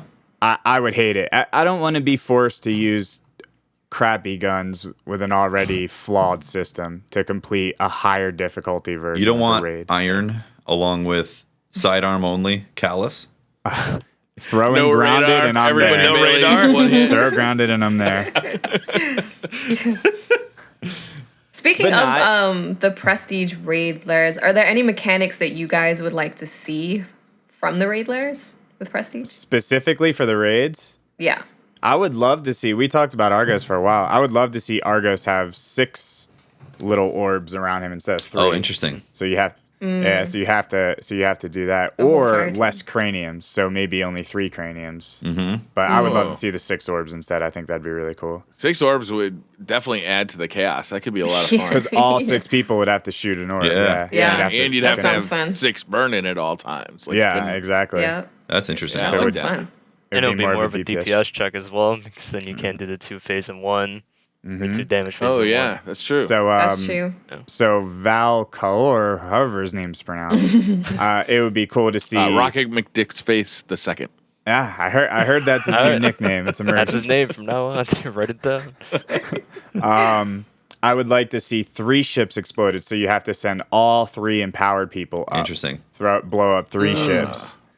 Interesting. Yeah. And maybe not have it so that it's always left, right, and center doors that need to be blown up to arm the missiles, but maybe it could be 2 on left, 1 on right. 2 in center, maybe all 3 on left, so that you have to coordinate more, because if it was left, right, and center every single time, it would almost trivialize the thing a little bit, because you could just always assign you 2 are always going to be left, you 2 are always going to be right, you 2 are always going to be center. Yeah, if it was So if it was stagger 3 those. on one plate, You would you would actually need all 6 people coordinated. Yeah, you would have to have 3 people with orbs on one plate, and then the other 3 people staggered on the other 2 to hold them open. Yeah. Yeah, this sounds like a foreign language because I didn't get a chance to do the raid You need yet. to get in that sounds- encounter. Yeah, That you encounter do. is so you good. know, Gotta get in there, anytime- Pope. Anytime It's you cool. guys are willing to carry me through the raid, I will definitely. Well, PC, we're there. Yeah. Yeah, I don't do the I have it on PC. I just can't do the split console. I just don't have enough time to do Right. that. And more of my friends are on PS4. So I mean, I like watching you guys stream it on PC because it's beautiful, but Yeah, it I is don't nice. Everybody was making fun of me last night because I went into the into the Bungie bounty at 289 light on PlayStation. You know what they could do on Well, Argos also is when you have to prevent his white mechanic, instead of having all 6 points available, it would randomly select 2 of them. Oh, You have to find yeah, them, yeah. that are not Yeah, immune. Like that'd be fun. That would be rough. Yeah. Yeah, definitely. Yeah. I have a sure. question for you guys. I don't see on May 29th. It's really interesting that it's not there. I hate to change the subject, but I don't see it listed there. I thought there was a 4th one where it said cross-platform saves. We can all wish and hope. That'd be nice. One day. Send One them day. an email. I don't know. Yeah, it was odd. It must have just been deleted right before it. I'll be honest with you. It is one of the features that I want the most out of Oh my Destiny god, moving dude! I want to forward. play with you guys, and I have. I swear to God, if I think it was you, Briar, that said it last time we talked about this, but they would sell so many copies of the game. Dude, it would tell so many. I talk to chat all the time, like, yeah, I would love to play with you on PlayStation. I don't want to grind again, like all 3 characters all the way up. Like, That's yeah, right. I watch you play. It looks so much better on PC. I have a PC that can play it, but I just don't want to do that grind again. If you had cross save, Right. so many people, especially on a week like this week where the Humble Bundle is sending it for $12. Like $12 Yeah. bucks, to have Use a code copy of DCP. Destiny. I'm pretty Yeah, sure didn't Destiny 1 they had the thing if you had the Xbox 360 and you had the Yeah. Xbox One, you were able to cross Yeah. between that. Yeah, PS3 and PS4, and the Yeah. cross grade definitely worked. God, I would love that. It would be so amazing. And like everybody loves to say, well, they can't do it because of the PlayStation exclusives. Just gray them out or make them unusable when you're on PC or Xbox. They can already make. They made the Rat They can King. take out Rat Yeah, King. the Rat King was taken Yeah. out. They have that ability. They Yeah, can take make it it so if you're on PC, you just can't use Borealis. Yeah, just make it unequipable. Yeah. It's easy. Easy. Yep. Yeah, man. That, and I'll be honest with you, I would love to see keyboard and mouse control come to the PlayStation and Xbox. Other games do it. The people who play on PC, a lot of the very best players are using a controller, and I just don't see it as a problem. I would love to just be able to use my input method of choice on any console. Yeah, I agree. Yeah. I think it's mainly because there isn't dedicated servers and high tick rate servers for PvP to make it as strict of a requirement for the type of thing that Overwatch does. And I feel like Destiny is a PvE game first, along with an amazing PvP experience. And I think that's why it would make sense to be able to have that, because allowing people to play together regardless of input device and also regardless of platform, I know that's never going to happen, but that would be the dream for the Destiny community. Yeah, crossplay would even be. I mean, that's like the unattainable, right? That's like I almost hesitate to ask for crossplay, but imagine if a PlayStation player could hook up with their friends on PC and they could hook up with their friends on Xbox and we could all play together. It doesn't matter what fucking box you bought, you get to play with your friends. How great would that be? Yeah. It would be awesome. There's the friend game. Yep. You're not wrong. Since they said the friend game is the end game. In September, we got some new things on the roadmap. We got gear collections, which I think is new wording for that, right? Isn't it gear collections? I feel like that's That's changed wordings from last time they put that in September. No, I guess not. I'm actually looking at the old one. Yeah. Records, weapon slot changes, which we saw before, weapon randomization, which we saw before, new gameplay modes. That is definitely new on there. Yeah. Excited to see that. Same. New gameplay modes. Don't know Yeah, what's not Some up. of just us can't- modes. Can't talk Some about it. people Some of us can't can. comment. There's new modes. Nope. Don't know what you're talking about. Yeah, I'm excited You about know- that stuff. I'm excited. I'm excited to see the game evolve because this Warmind patch / DLC has really sparked a huge amount of interest again in the game. There's still a bunch of people out there who are like, "What is this dead game?" Blah blah blah. But they're going to be that way regardless. The people who are actually interested in Destiny are having fun again, and that is awesome. Like I'm logging in, excited to see if I'm going to get an exotic catalyst. I'm working on exotic catalysts. I'm working on gear collection. I'm working on light level grind again. I can't wait to see that evolve even further with like these next updates, but most importantly, that September update. Like that's going to be huge. Yeah. Well, with the Warmind, there's an increase in difficulty across the board that has gotten me excited to get more powerful. And that hasn't been there in a long time in Destiny. Mm-hmm. It's been the case where I go into the raid day one, finish the raid, and that's literally the last I care about my light level. I can never think about it again. If it goes up kind of through happenstance, great. If it doesn't, I know that I'll be able to grind it up in 2 minutes when the next DLC comes up, right? Like it's never been an issue. This time, like I'm really thinking about trying to get my Guardians more powerful.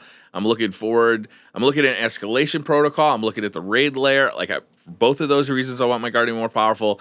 There's Crucible things that I want. So I want to, I'm looking forward to spending more time in the Crucible. There's hidden secrets to go and collect. It just seems like it's a more enticing package. It's got more life to it. Yeah. There's more. There was no life in Destiny 2 when it first came out. It was kind of like the light doesn't matter. The weapons weren't particularly exciting. The exotics have gotten more exciting. There's more stuff to look for. There's mysteries slowly coming back. So I'm excited for September. I think September's going to bring a lot of the D1 feeling that we've missed. There's always going to be. I really want to see it also bring something new. Well, of course. I really want when it says new But gameplay it's more the modes. feeling of Destiny 1, right? That feeling that we have of what's going to happen tomorrow when this changes to the weekly nightfall. Is there a secret in there? Like just that feeling of D1. Yeah, the Taken King had a ton of that too. Like waking up in the Oh, morning, yeah. checking Reddit to see what people had found overnight, That's actually currently happening right now with the Nightfall because as far as last night, it has not been discovered yet what the weapon is. No, it has. Oh, it has? It has. Yeah, it's a Anna Bray rocket launcher with cluster bombs. But you can get that from her engrams. Can you? Yeah, that can drop from her engrams. So it's not Are you sure? exclusive Nightfall loot. Oh. Has that been confirmed? Because I thought that there was a Reddit post where people were starting to get the rocket launcher from the Nightfall only. Did they put... They said it's confirmed. And Oh, it even is confirmed? DMG confirmed. That even it's the rocket DMG launcher? confirmed it as well. Yeah. I know DMG confirmed that confirmed there was loot from the Nightfall. Is it good? Is the rocket launcher from the Nightfall good? Is it worth grinding? Okay. Well, it's a cluster bomb rocket launcher that holds 6. So, I mean, I don't know. I don't have it, so I can't confirm if it's better. DMG says... Randomizing says DMG says the packet drops are a bug. So I guess it is a rocket. Okay. Yeah. Cool. All right. Well, Time to grind her packages. yep. Right? I'm a little That's a lot easier. disappointed That's that easier from than the the Nightfall. Nocris strike, it's an Anna Bray weapon. Yeah. Because Nocris is super cool. Like, he is a cool dude in the lore. Hive stuff always looks really cool when it comes to weapons. So I would have loved something like a Hive weapon. Do you think From that that they developed that rocket launcher to be an Anna Bray drop, and they said, well, we kind of need some Nightfall loot. Sounds like it. We just kind of shove this on over here. I want these... I wish there was more than just one item, Yeah. just one weapon. I wish it was a weapon and like a full armor set for that Yeah, they don't- specific.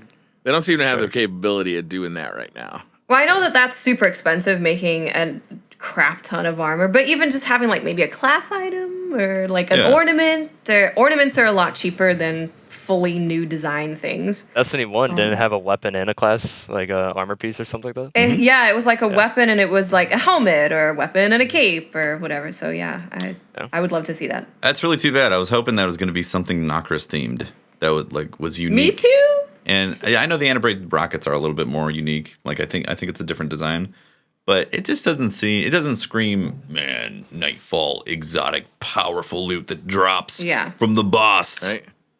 What was From that shotgun? the that worm god guy. Yeah. Fallen, the taken shotgun. Oh my god, that thing was so cool. Stolen Will. Yeah. Yeah, that thing was Oh bad. yeah, that thing was nutty. Yeah, that thing was nice. And you had to grind it not only to get it, but then the roll that Good you wanted. rolls. The roll, yeah. Nothing beats the new shotgun though. That thing is godly. Yeah. Oh, the escalation protocol it's one? real good. Yeah, I haven't got it It's yet. It's crazy. insane. It is better than any shotgun, exotic or legendary in the game, in my opinion. Yep. No, you're For totally P- right. For PVE, at least. You're totally right. I was unlucky enough to not get it, so I gotta wait for it to come back. That is so have unfortunate. Same. I don't have anything. By that time, there's going to be a lot more people who are like 380. Yeah. Yeah, maybe I can actually like complete it. Actually run into somebody who's 380 randomly. Right. Do you guys want to talk about real luck? Your luck? What's your that? RNG? Your luck? No, not my luck. Oh, okay. Tonight, we actually, just right now, I picked a winner for our Scuff giveaway. Oh, nice. Oh, nice. Oh. Yeah. So they get a 1 month free subscription to Humble Bundle, and they get a custom Scuff controller. So congratulations to John Maynard at Mangry Gamer on Twitter. That's amazing. Mangry Gamer. John, he's where I'm going to reach out to you on Twitter, and congratulations.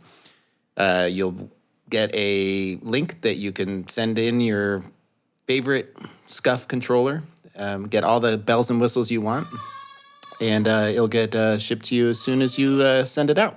So that is great RNG, and congratulations, and thank you to everybody who participated in that giveaway. What just happened to that baby? Well, sometimes you gotta heard smack them screaming, into a then I heard couple slam. doors before they Is stop someone crying. getting bacon babied over there? You know, Bacon baby. you got the kids in my house. You know, they get raised right. You know, you speak up, you cry too much, you bang them into a couple doors. That's not what happened. We have big sliding doors that close off the room that I'm in. So It's 10:41. Should we do some Twitter questions? it is actually 7:41. Right, my bad. Let's do. Actually, it's 8:41.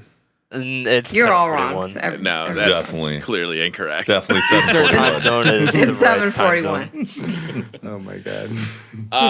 Before we do, we'd like to thank our sponsor, On Air PC. On Air PC, if you are a streamer looking to build a new streaming PC or a gamer looking to build a new gaming PC, and you give On Air PC a call. You follow them at On Air PC1, or give them a call at 330-850-1525. And they'll be happy to help you out building a new PC to suit your needs. This isn't the kind of thing that you go to a website and you have to select, you know, like from 30 different motherboards and 16 different processors, and like, what does all this crazy shit mean? You give On Air PC a phone call. Ryan picks up the phone and he helps you pick out the parts that suit your needs the best. If you Ryan want- was awesome, and he helped me out to order my game and my rig, and it came perfect. It's just awesome. I really appreciate it. Yeah.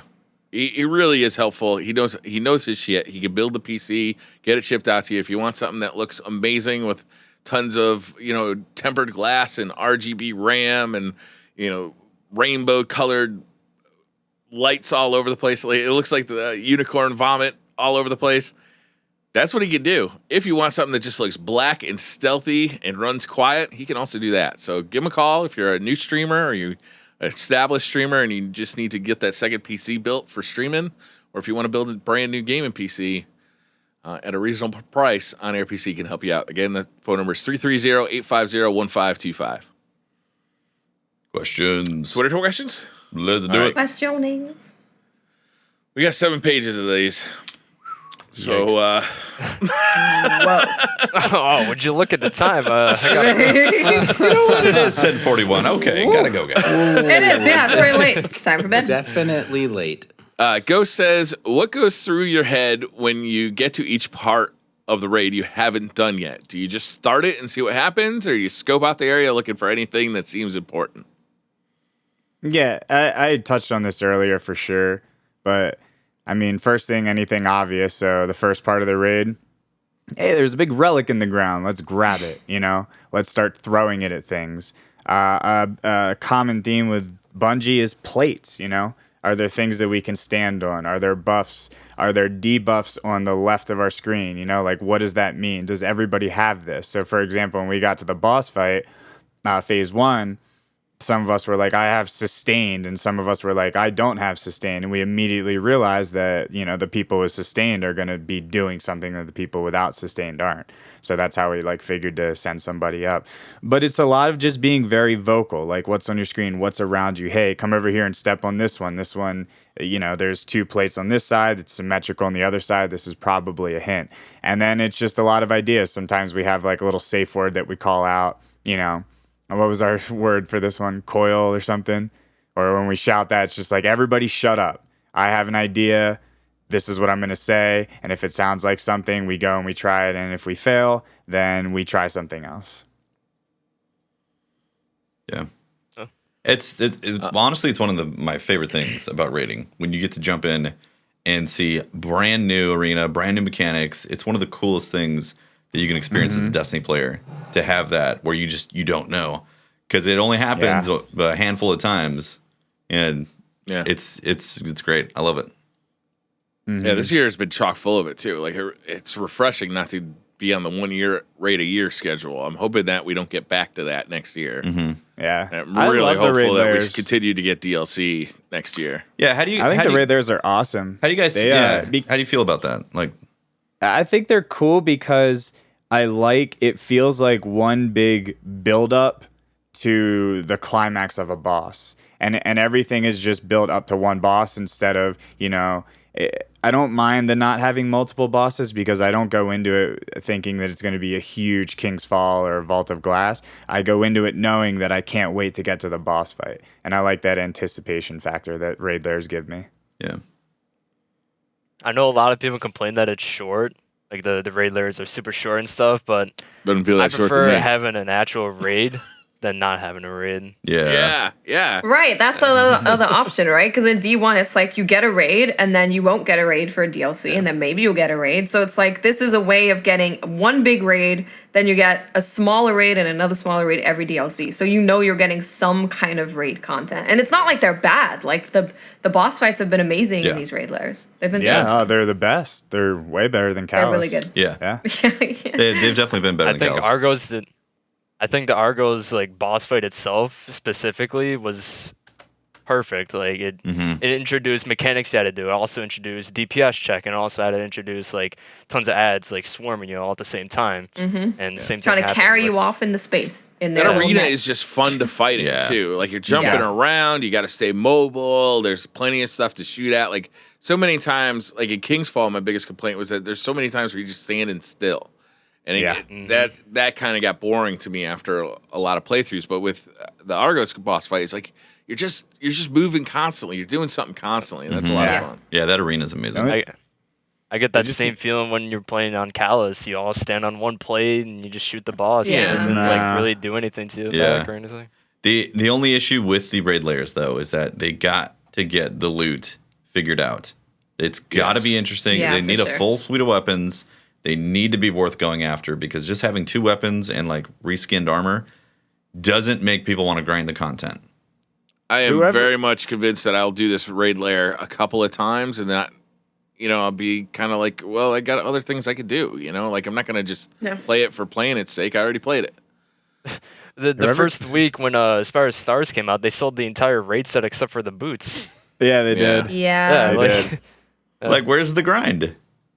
Yeah. Yeah, it's like, yeah, you have to complete the raid to do it, but you still want to grind for it. You still want to, as a raid player, you don't want to finish the raid and be like, okay, let's go buy everything. You still want to have something to work towards. Exactly. And that's like, it's a shame. That's why Vogue, Crota as well, and King's Fall, and Wrath of the Machine as well. I mean, all of them had those weapons in there that were sought after, that you wanted to go back in and get those. And that, I feel like that's not really there in these raids. Like, their Midnight Coup is good, and Legend of Acurus is good, but a lot of it is replaceable by legendaries that you can just get throughout the game.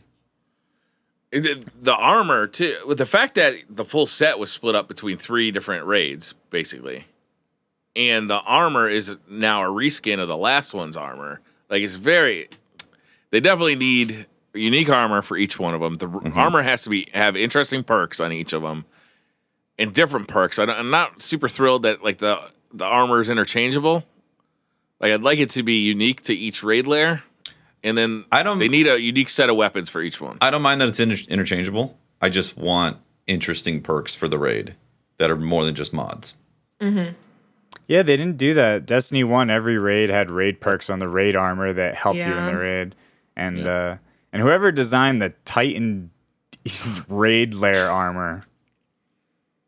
I mean, someone had to design it, someone had to approve it. So who led that by? They must have really liked Beatles or something. I don't know what was going on. Listen, I think it looks awesome. I've recently acquired the taste of pumpkin, and I have colored everything You are orange. a walking beetle. yeah, Tefty, I was peeping out your Titan yesterday.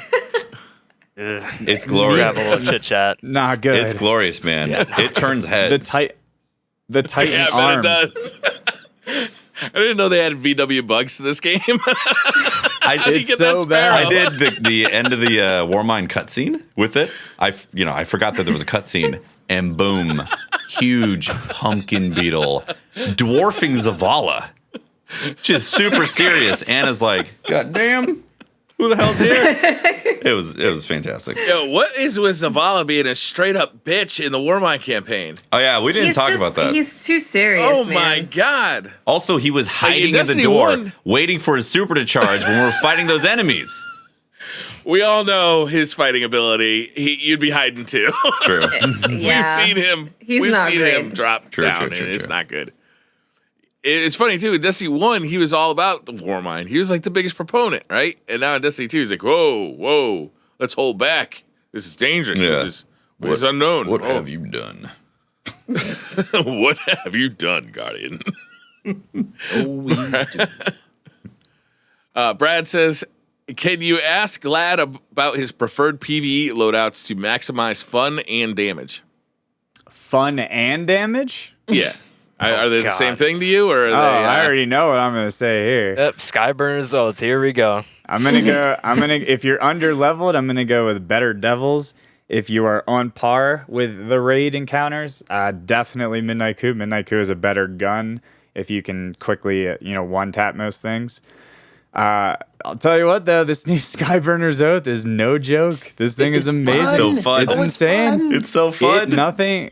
It literally destroys the yellow bar enemies in the new raid lair boss fight.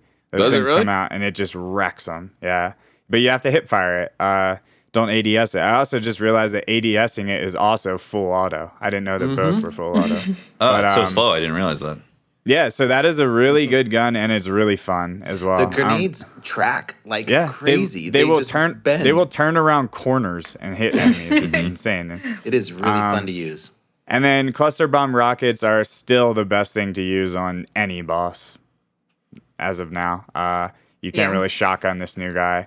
So cluster bombs are cool, but sleepers also really Seems like overpowered. the Darcy made a run at the top there, but it's gotten beaten down by the cluster bombs again. Well, the huh? problem with Darcy in the new fight is you have to hit crits on it, and it's really hard to get into a position to consistently crit this boss without getting destroyed by missiles unless you have somebody that's on missile duty. If you have a auto rifle like Valakadin, you just have them target the missiles that the boss shoots, and they get destroyed pretty easily.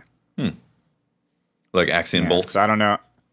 Yeah, I don't know how many people actually know that, though. Yeah. That you can actually kill them. Yeah, that's the first I heard of it. So. Yeah. Dominic Zulo says, now that you understand the raid encounter, does that make it easier or is it mechanic heavy enough to be hard every time? I kind of asked this question earlier, so I'm going to skip it. Epic says, I'm sorry, Dominic, I stole your question. Epic says, He's got 2 questions. He doubled up here. To guests, did you have any issues, complaints about the raid lair? Congrats on world's first completion.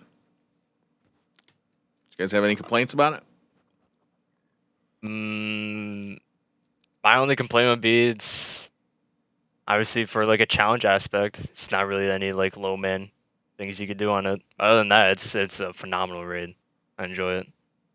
Yeah, it's amazing. The loot is not that good, so that would be my biggest complaint. But like Modern said, I think from our clan's perspective, we did it with 5 men, and that's right now the lowest that's possible. Like I said, we're testing other strategies to do it with lower people. Clearly, this is going to be for a very small percentage of the population. But these questions are directed at us, so that's definitely a complaint. It seems like they're really doing a lot to make these raids not soloable, considering every single raid in Destiny 1 was soloable, or at least every raid boss. I mean, when you had warlocks that could come back to life, I mean... If you could self-res, you could solo Callus, and that's it. You could still not solo Argos, and you could not solo this one either. Yeah. And then he has another question, which usually I will not allow to have happen, but this was so good. Tefty, I blame your midnight coup shaming for the lack of DCP World's first. Love the show. Okay. Yeah, sure. Yeah. That's fine. I had a falling out with the Midnight Coup because, the off-brand Walmart version is so prevalent nowadays because Benedict's selling it multiple times. But once I re-equipped it for the Warmind and started just, oh my God, it's so good. It's so good. I love the Midnight Coup. I missed it when I was on console. I It's really amazing. did. Yeah. I love it. Yeah. I went hipster there for a little bit. I was like, DFA. Not everybody's got the DFA. This is it. Hefty, you were hipster for a while. DFA is my new jam. A long time. Screw the Midnight Coup. Very long time. It's readily available. Everybody's got it. Hell no. But then as soon as I re-equipped it, I was like, oh yes. This is It feels so good. It's just too good. It feels good. It like the perks work so looks good. good. It's Why is it better than Better Devils? It's 100. It fires faster. So yeah, faster fire rate. It's got outlaw. It's got rampage. So it does more damage. Yeah, but it's It has crappy range. That's the biggest flaw. Yeah. Yeah. It's the best As it should, option. fan cannon. It's the best option for red bar enemies. If you're going against yellow bars, you want to use heavy, essentially. Or It's Better also Devils. Yeah, it's Better also Devils is better for them. really good in PvP. Like I can't get over it in PvP. On PC. Like Yeah. well, yeah, all hand cannons are trash on PlayStation. Well, the Better Devils is not actually true. decent. I know. I'm being. They don't feel like dick. PC though. But Well, yeah, that's it because- is. yeah. It is so crispy on PC, and if you get Rampage to proc, it becomes a 3-shot kill weapon, and it's got Outlaw. So Rampage, like getting Rampage, reloading with Outlaw, it's much more natural than something like the Dire Promise. Like has the same fire rate at the same time to kill, but it doesn't have the perks to back it up like the Midnight Coup does. Midnight Coup eventually just ends up one-shotting pretty much everything. When you have Rampage times 3, and it just keeps refreshing and refreshing and refreshing. Yeah. Yeah, Yep. and they actually improved Outlaw, so now Outlaw refreshes too. Yeah. Yeah. So you don't have that cooldown timer on Outlaw. So it's real Yeah. good. I mean, you can hold down Prestige Gauntlet by yourself on Yep. any character comfortably. With Exactly. Midnight Coup. That's what I was going to say. The Gauntlet's a great example on that. Like, as long as you're hitting crits, you can handle one side all by yourself until the Centurion comes out. Then you just hit him with the Accuracy. Yeah. Yep. You cannot do that Interesting. with Better Devils. No. Not as well. Yep. I just feel so comfortable with the Better Devils. I'll try it again. Better Devils is, I feel like, an easier gun to use because it feels like it. The Midnight Coup, I feel like my cursor actually has to be aimed at an enemy's head to, pop that headshot. And with Better Devils, I feel like it's more forgiving. And I feel like on console, like that really helps it on console, especially. And then the explosion kind of also helps with that. Are you The Better saying Devil- that I can't hit headshots? Is that what you're saying, Brian? No, I'm saying that the gun feels more forgiving. For easier players, for players like me that Well, can't on hit headshots. console, yeah, I guess that's what I'm saying. Explosive rounds seem to have a bigger target. Yeah, it really they does. are. They do. Definitely. And for me, literally, I mean, I'm not that great of a player. So for me, shooting a hand cannon that has like that explosive range in a PvE, I enjoy it. But I'm definitely going to give it a try. You haven't tried it yet? You haven't used it at all? I used it, but then I like the DFA and the Better Devils more. I didn't want to go up against Tefty was all You like, need to get used to it. The he was coup all like, fire's a midnight little coup, weird. Midnight coup. And so I'm like, all right, I'll give it a shot. has But a then I specific tried it and I'm like, recoil, meh, I didn't like it. What Watson's saying is 100% true. This is what I find. If I've been using the Midnight Coup extensively, then I'll try other hand cannons and it will feel weird. But if I've been using other hand cannons, like say the old fashioned, then come back to the Midnight Coup, there's this period where my aim is off with it. Yeah. Yeah, Yep. okay. Yeah, just like the recoil pattern and everything and how the way the Better Devils Yeah, feels. it just feels slightly different. You know, one thing I've never been able to get on board with the 180 rate of fire hand cannons, but going to console and using them there, it's a whole different story. They are so good on They're console. good. Like I can't stand them on PC. Like I can't stand them. Like the way the recoil pops up like completely obscures your target. Well, they And if also the guy's changed that. strafing, it still does it though. They changed it with the Warmind DLC though. Like Yeah, with it that still does it. patch, It's they better now. changed the animation. It's better, but it still does it. Yeah. Like you still lose your target. when it goes up. The Kilos hand cannon is actually pretty decent. It's not a Midnight Coup, but I was still enjoying using it. Well, they have really good inner accuracy, which is why Nice. they're Yeah. super, super good. Ringo the Dingo says, after beating Bungie at their own game, how does it feel still being undefeated and who's next? Oh, I think I'm retiring. It did feel good. It did feel good beating Should we Bungie at just their own retire? game. I think Let's once be clear. once We you've- did beat them at their own game. What do you do when you've reached the top of the mountain? Retire. Right? I mean, Man, you Yeah. look down and you just survey And you just stay all there, that you yeah. have destroyed. that's why we had to have Gladd and Modern on. I mean, like they are giants in the game, just like us, right? Just like us. Just like and just like us. exactly the same. I mean, Yep. and they're at the pinnacle. We're at the top of the mountain, and what do? Right? So maybe I just reach out to you guys. Maybe you can answer this for us. What do you do now that you've reached the top? Can't relate. Yeah, really. I You came beat on here Bungie at trying to their learn game. from you. Oh no! No! You beat their raid, their hardest attempt at a challenge, and you beat it first. Man, it's just like us. We're like two peas in a pod here. All right, so then you guys got lucky too. Yes, we had Watts on our team. That was that's where our Basically. luck came from. Yep. All right, that was it. We had Watts on our team, Now, and we so- paid off Holtz to Yeah, Sandbag. he threw it for sure. Yeah. Swear to God, that check's in the mail. I swear. Yeah. Yeah. Just don't cash it till Friday. But what's funny though, like, Glad, like we do this thing of like it's a running joke, but hashtag undefeated is the podcast, throwdowns that we've done against other podcasts in the Destiny community, and we always come up with a contingency plan as to how if we lose, we're still undefeated, right? It's just our backup plan. And in this one, we had we had 2 outs on this one, better than anything else, right? So Patrick was technically on the other team, correct? So That would still be a he's win. technically still part of the podcast. So he's technically Does that? makes us undefeated. But that right? doesn't that technically mean that we have No, a it loss? doesn't go negative. It No. can't be a Oh, of negative. course, I forgot. Right. Right.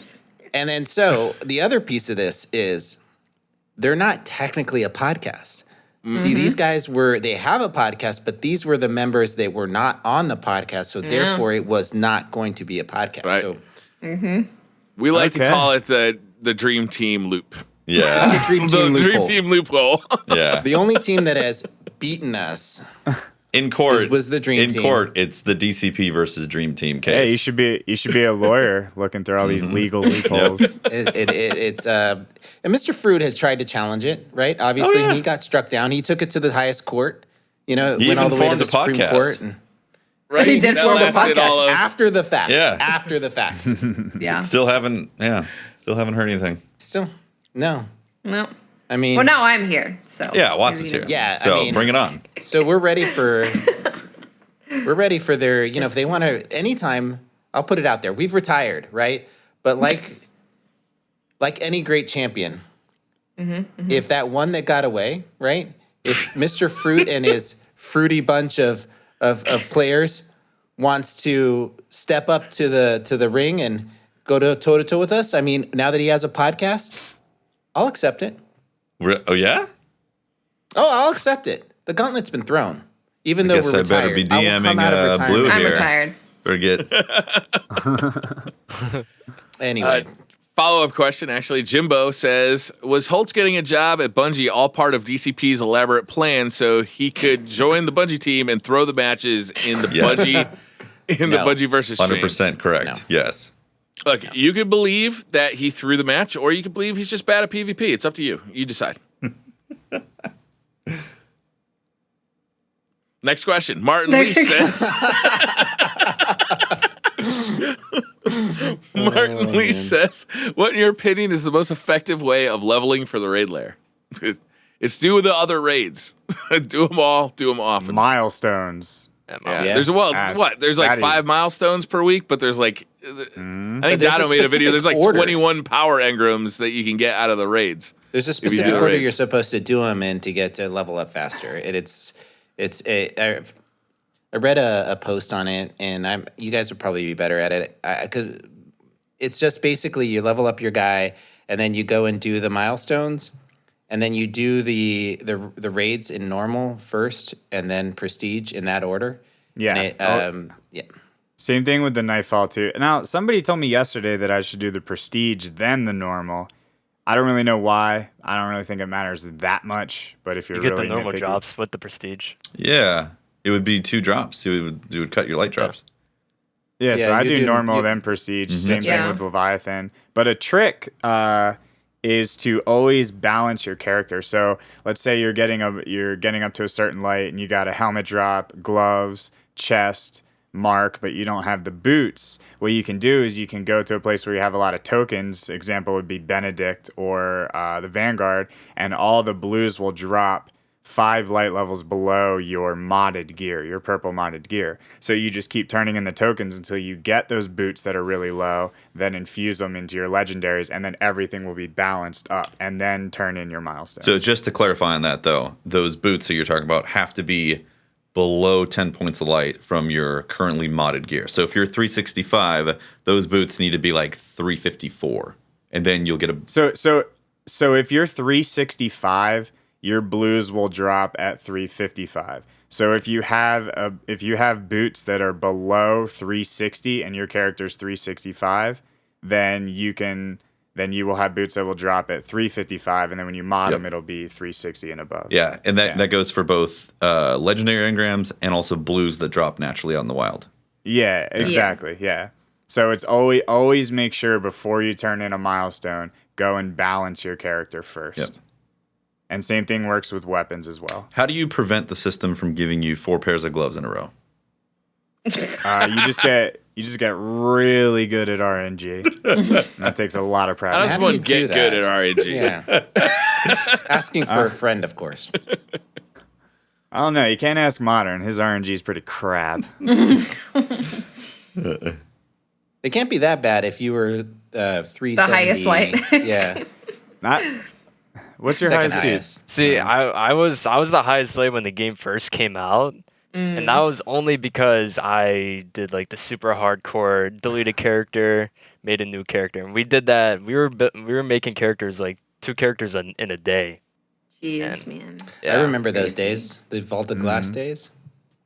Yeah, we would make the character and then just do the milestones real quick, do like the Mida quest, and then we'll wipe the character, restart it, and that was basically the grind when the game first came That's out. hardcore. Wow. Wow. Yeah, we didn't talk about this. How do you guys feel about the fact that they took away the re-leveling an additional character, or even if you had 3 hunters, essentially the light level drops are not going to affect it now. Don't matter. How do you guys feel about that?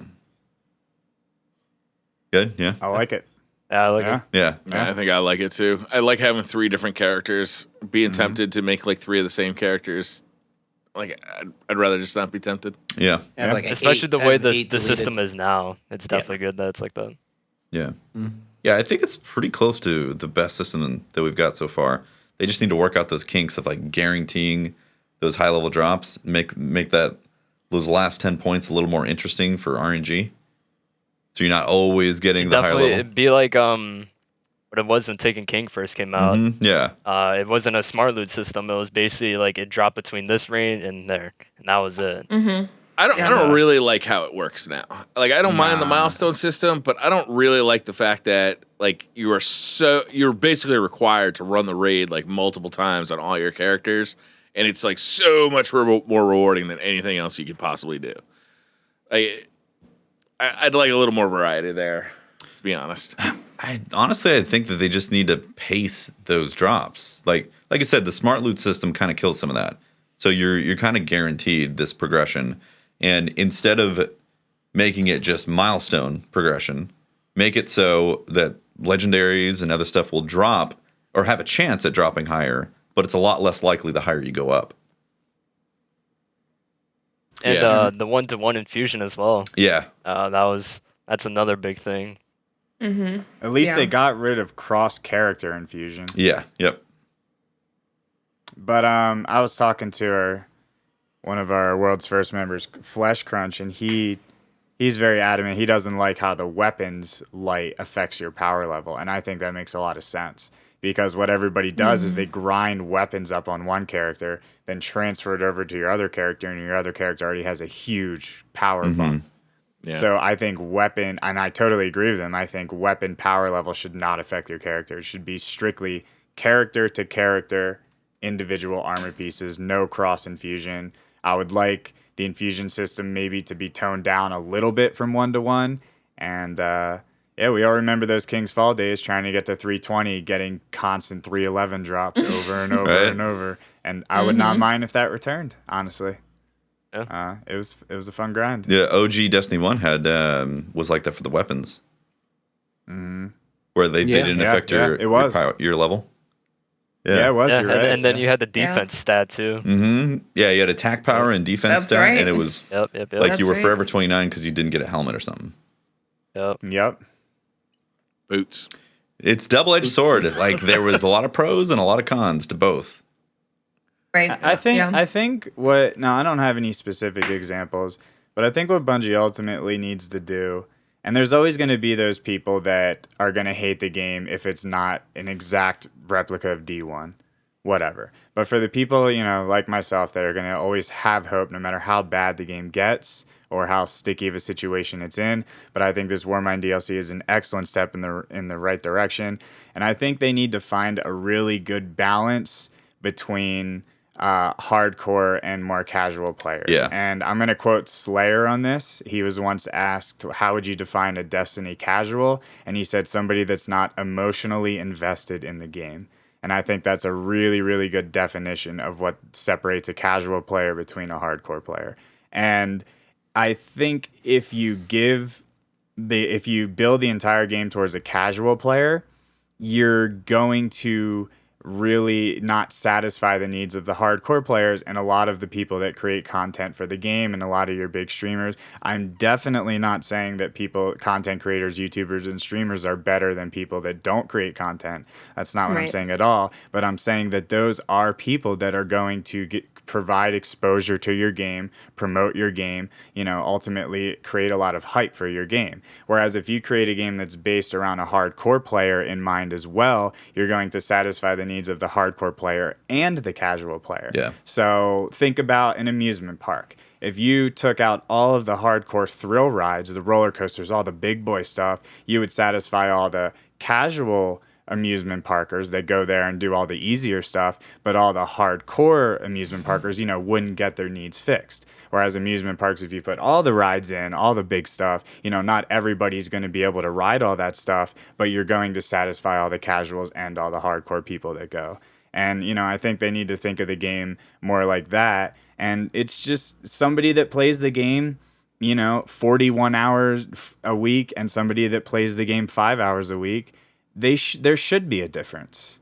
The person that invests more time in the game should have maybe some things that the person that plays it less has. And I think they just need to bite the bullet on that and just accept the fact that, I don't know, that's ultimately how I think it needs to be for the game to fully succeed at its highest potential. 100%. I think it's also about knowing your audience when it comes to making difficulties of that activity, right? So like campaign, does that need to be just straight up super hardcore no matter what? No, it doesn't need to be. Raid, does it need to be? Yes, because it's end game. Who are the people that are going to be playing that raid? It's going to be the more hardcore people, right? So it's knowing your audience and knowing how to create experiences for the correct audience. You can't make end game casual. Like that's not going to work. It's not going to make any sense. Yeah. No, it's not. I agree with you. I really like Vicarious Visions too. I am super excited of what future content they create, because I don't know how much they actually like worked on this raid. I don't know the specifics, but excellent job on their part.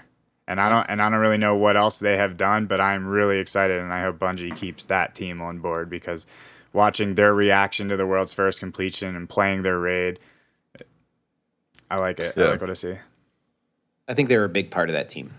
Yeah. Yeah. Yeah. So it's I really think that Vicarious Visions did a phenomenal job. Yeah, And I know they did. worked really closely with Bungie in making sure it was balanced to what the vision of Destiny 2 and like how it looked and felt. It doesn't and everything. feel like a different company made it. No. No. Like it feels That's, like that's Destiny. the power Nah, of it. yeah. That's how close they work together. Yeah. Like, when you're playing a Call of Duty game and it feels completely different from year to year because they got different studios making it, it doesn't feel like that at all. Which is it feels- amazing. You know what? I get the impression it feels like people who loved D1 made the expansion. Yes. Yeah. Yeah. Yeah. Yes. I bet you they all play Destiny like a crap ton in D1. That's what it feels like. Yeah. Yeah. That's the impression I get, which makes me very excited for the future expansions that they work on. Because obviously Bungie's working on the fall expansion, but that also means that Vicarious Vision is most likely working on another expansion to follow that up. So I'd say it's good stuff. Yeah. Do you think it's a Hopefully this relationship- means we're going to get more rapid fire pace on DLCs, right? Like the one expansion a year thing was not really satisfying me No. for the last 2 years of Destiny Yeah. 1. I'm really hoping that we now see a much faster pace in. I'll take the pace we're on. Like I'm happy with the pace we're on as far as Well, do you frequency. guys taking a look at Call of Duty? How Infinity Ward was the main studio, right? And then Treyarch was kind of behind the scenes making some stuff for them, and then eventually rose up to prominence, and they started to make these 1 year one team, 1 year the other team, and off and on. Yeah. Until they And, eventually made 3 teams. Yeah, Yes. Sledgehammer got put in there too. Right. So I'm not opposed to them increasing, because like what we've been asking for more content, I literally feel like it needs to be more studios. Well, And so more people connected to the IP. It's interesting. I'm not a developer, obviously, so I can't say the timelines and how long it takes certain things to be made. But I'm still of the opinion that there is a huge amount of content that they could leverage in Destiny 2 right now when it comes to grind. Because just like what you were talking about, Gladd, the person who is invested emotionally is the one that wants the experiences and the loot from the game and to play with friends for those things. And that involves things to chase. There's a whole bunch of things that they added to chase in this game, and they could add a crap ton more with all of the adventures and lost sectors and so on and so forth. It requires Those are completely unleveraged. completely unleveraged. I mean, they could be having things change in the public spaces on a bi-weekly process that really is things that drop. Like every season, I don't understand why they don't make raids drop new gear with each season. That'd be amazing. Yeah, That would be awesome. amazing. Why not That'd be refresh really the cool. weapons and the armor for the raid? Or if the armor's too much, because you said it's expensive for the designers to come up with that high level of content, how about just the weapons then? Refresh the whole weapon system when it comes to the raids every season. Suddenly, I'm excited to raid and get all those drops every time the season drops. Just like I'm excited about the new things that might be coming out of like Iron Banner. Yeah, Iron Banner, exactly. Mm-hmm. I think Hawthorne needs to go. Yes. I don't like those engrams at all. I'm Bring sorry if I'm Tessiverse hurting with it. feelings here, but if you don't play the game, you shouldn't be getting raid drops. That's Well, I disagree with you, and I'm going to push back on that because I don't disagree with you with raid drops. I don't. I agree with you that her reward system needs to be adjusted. That definitely. you should, if you've completed the activity, you should be able to unlock drops for your clan in that area. So I agree with you on that. I just don't like the idea of getting end game loot if you don't play the game. That's my biggest. That's why they issue. changed it, right? They made it to where you don't get trials or raid specific stuff. But apparently you're supposed Right, to I get light agree level with- appropriate stuff, and it's just a bug that's not dropping. yes. I mean, I agree with you guys that what they were trying You to can, do with clans. I'm sorry, Pope. You can wait though, and it'll go to your postmaster at the end of the week, and it will be light level appropriate when it gets. Yeah. to True, postmaster. true. Oh, so she doesn't drop raid stuff anymore. That's No, No. not right now. They took that out of with the They changed Warmind. it to Vanguard and Crucible instead of trials and raid. Right. So they listened to that, and I feel like it's important for the clan system to be totally reworked because what they were trying to do with it is to get more people to engage in clans to help them promote. So I think that I think you that was have successful too. to a certain extent. I just think that the system needs to be improved to continue to steer people towards clans because that's how they're going to get the most out of the game. But I don't know exactly. I don't think Hawthorne was the way to do it, but I think it was a good try at it. They're going to have to change it up. So I think Hawken, sorry to interrupt, No, no, but you go. Hawken just said something in chat who said Hawthorne should be a clan management NPC. If I could go to her and manage my clan, so I have the option of doing it on my PC, on my phone, in game, that would be nice because there's a lot of the time where I'm like, I don't want to have to go on Bungie.net. That freaking sucks. I hate that website and deal with all of that to manage my clan. Like, I would love to just see it in game and have easy access to seeing when the last time someone logged on was. Are they still active? Being able to kick them out, invite people. Like, I would Sure. love Message that board. from one Yeah, thing. Yeah, message board stuff. all of that would be great. yep. I feel like having the stuff like in the game, like the developers talking to us through the game, will be amazing instead of going to like the Yeah. site. And I agree. You're so the correct. TWAB in the game. On PC, you can go kind to of the get that tower right, and you like but turn around and there's like a whole message board saying like that would be awesome. like it has the weekly update there and Yeah. stuff like that. And tells you like upcoming patches. Absolutely. That would be huge. For the people who like don't even go to Bungie and they don't even know what the weekly update is and stuff like that, like they'll be aware of it. Yep. Yeah, it Yeah, doesn't because have my to be in, mom's like, what? Public. like, It like, doesn't Mom, have to Iron be like Banner's next displayed week. like publicly with flashing lights. It could be like in a kiosk where you got to Yeah. go like Yeah. log into the kiosk. Go, hey, here's your clan stuff. Here's the weekly news stuff. Here's Yeah. So I think the only challenge that I had, Gladd, when I was looking at Wait, raid rewards, and I think that this is what I just want to say on the rewards for Hawthorne, the problem the problem with that stuff right now is that it's engram based and there's no economy for actual parts and stuff aside from weapon parts and legendary marks. And Right. that's honestly what she should award. If you want to reward people for doing stuff in a clan, it should be economy type of parts and things in the system to help you grow your loot. Instead of giving you the loot, it needs to be actual stuff that helps you with that. But the economy doesn't exist yet, and I'm hoping some of that returns in the fall. Sure. We had some of that in D1, but it was a little too it was too taxing for the type of grind to go and collect that stuff. But that would help. Then it would be great. Then like, okay, I turn in and I get like a package of 100 weapon parts from her. Like, in essence, that, but a little bit more complicated.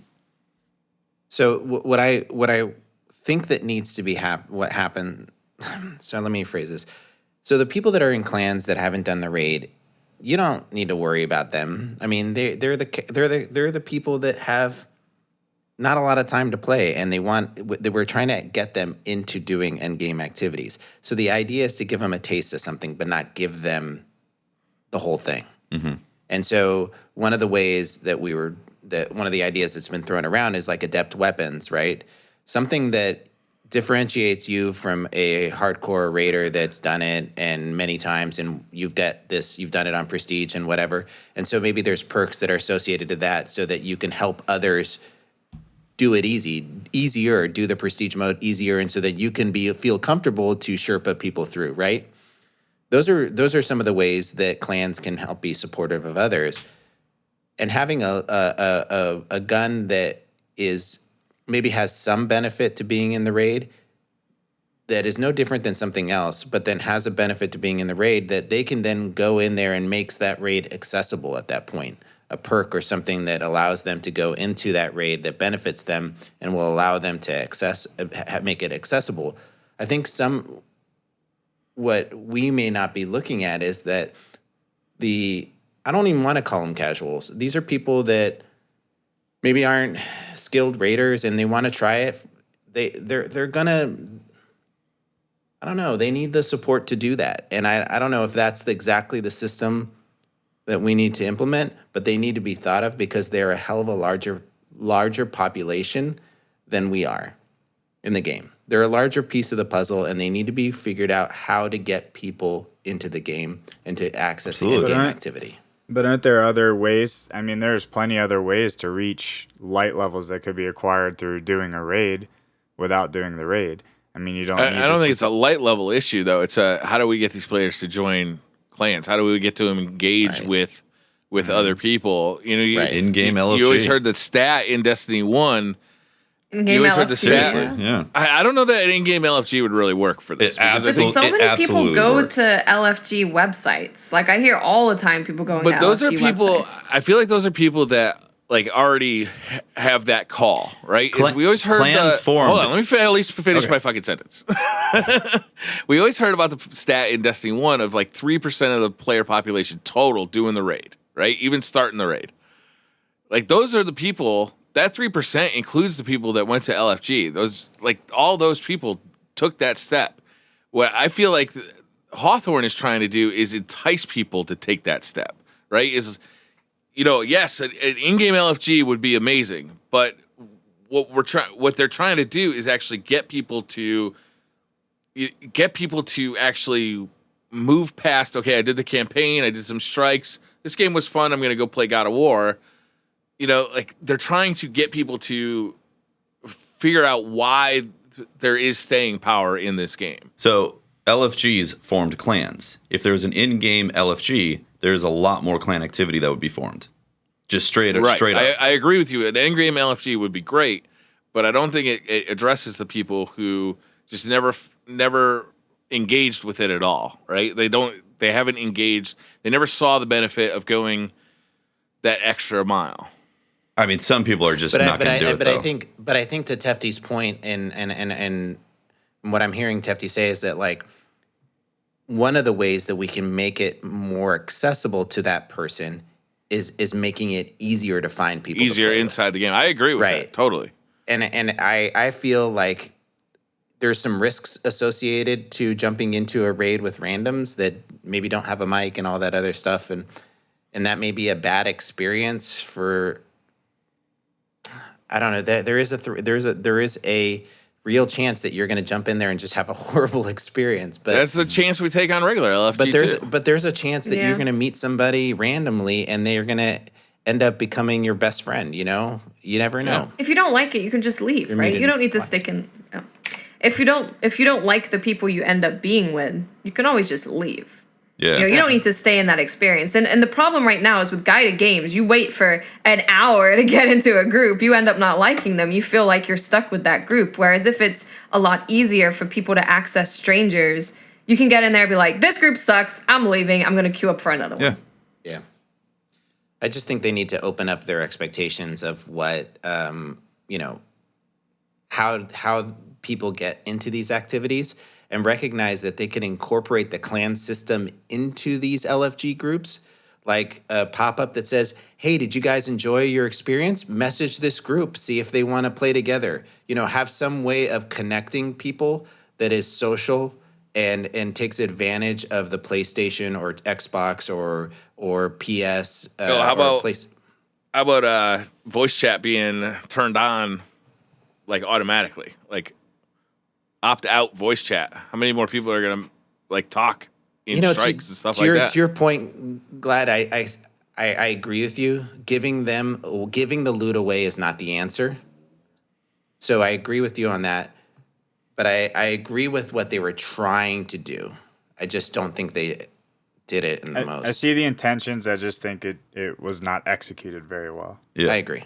Yeah, for sure. I think we can all agree that they foobarred it. Yeah, there were people in clans who got like a raid weapon. They've never raided, and I had already raided like 3 times, did not get that weapon. I'm like, what the hell? It's man? like, imagine, just think about for a second. Imagine logging on to Destiny 1, Year 1, and going to a vendor and getting Fatebringer dropped right to you without that's ever not doing cool. Yeah. Like, No. But All right, that's the thing. We got to People- move on. We got more questions, and we've spent like 15 minutes. We on can this do one. rapid fires. It's fun. Let's do. There's so many fucking good questions. I don't want to go to the silly ones because there really are good ones this week. Yeah, Doughboy no, says, it's fine. "How are you guys going on vault space? I feel like I can finally keep all my armor I get and hold most of the weapons." I'm already full. Hoarder. I've approached max, but I've deleted things. I feel okay deleting some things now. I have more maneuverability. Yeah. I feel more comfortable moving things around. Yeah, I did fill it up like almost immediately, but that was because I was literally just like not paying attention to anything other than, is this a higher light level? No. Okay. do I recognize it? No. Okay, throw it in the vault for now. I'll deal with it later. But then, like once I had a little more time, I did sort through it, and I've got more open spots. But I am looking forward to like a better solution than the vault, because the vault is just. Yeah. Good. I personally have only like 30 things in my vault, and that's like mostly mods and Wow. like I think I got materials. 30 shaders in my vault right now. Like anything Right. that I don't use, I just scrap it. I don't bother to keep it really, because like I'm not gonna end up using it. That's crazy. I don't even know you. I don't even understand you. Like I can't get rid of things, man. I just don't know how you do it. There's no point of having it, so I don't like But to what if keep it's it around. good later? What if you like it later? What if you You just gotta lean on that delete button. You know what's amazing now? Oh, speaking of lean on delete. Oh, go ahead. Not a satisfactory answer. Sorry. What's amazing is that you can actually delete from the vault or the postmaster now.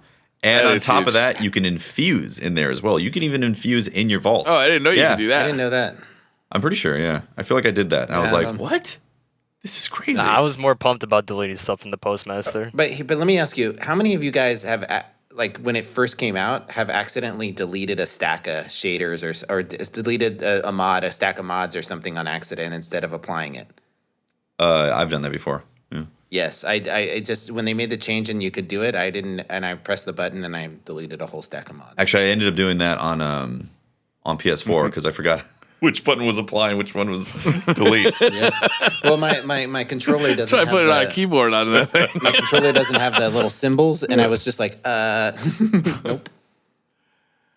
Mr. Goodbite says, as someone who has a harder time with raids and tends to wait before trying them, how high a power level should I be before I attempt this? I would recommend 361 for this raid. 360. That low? Yeah.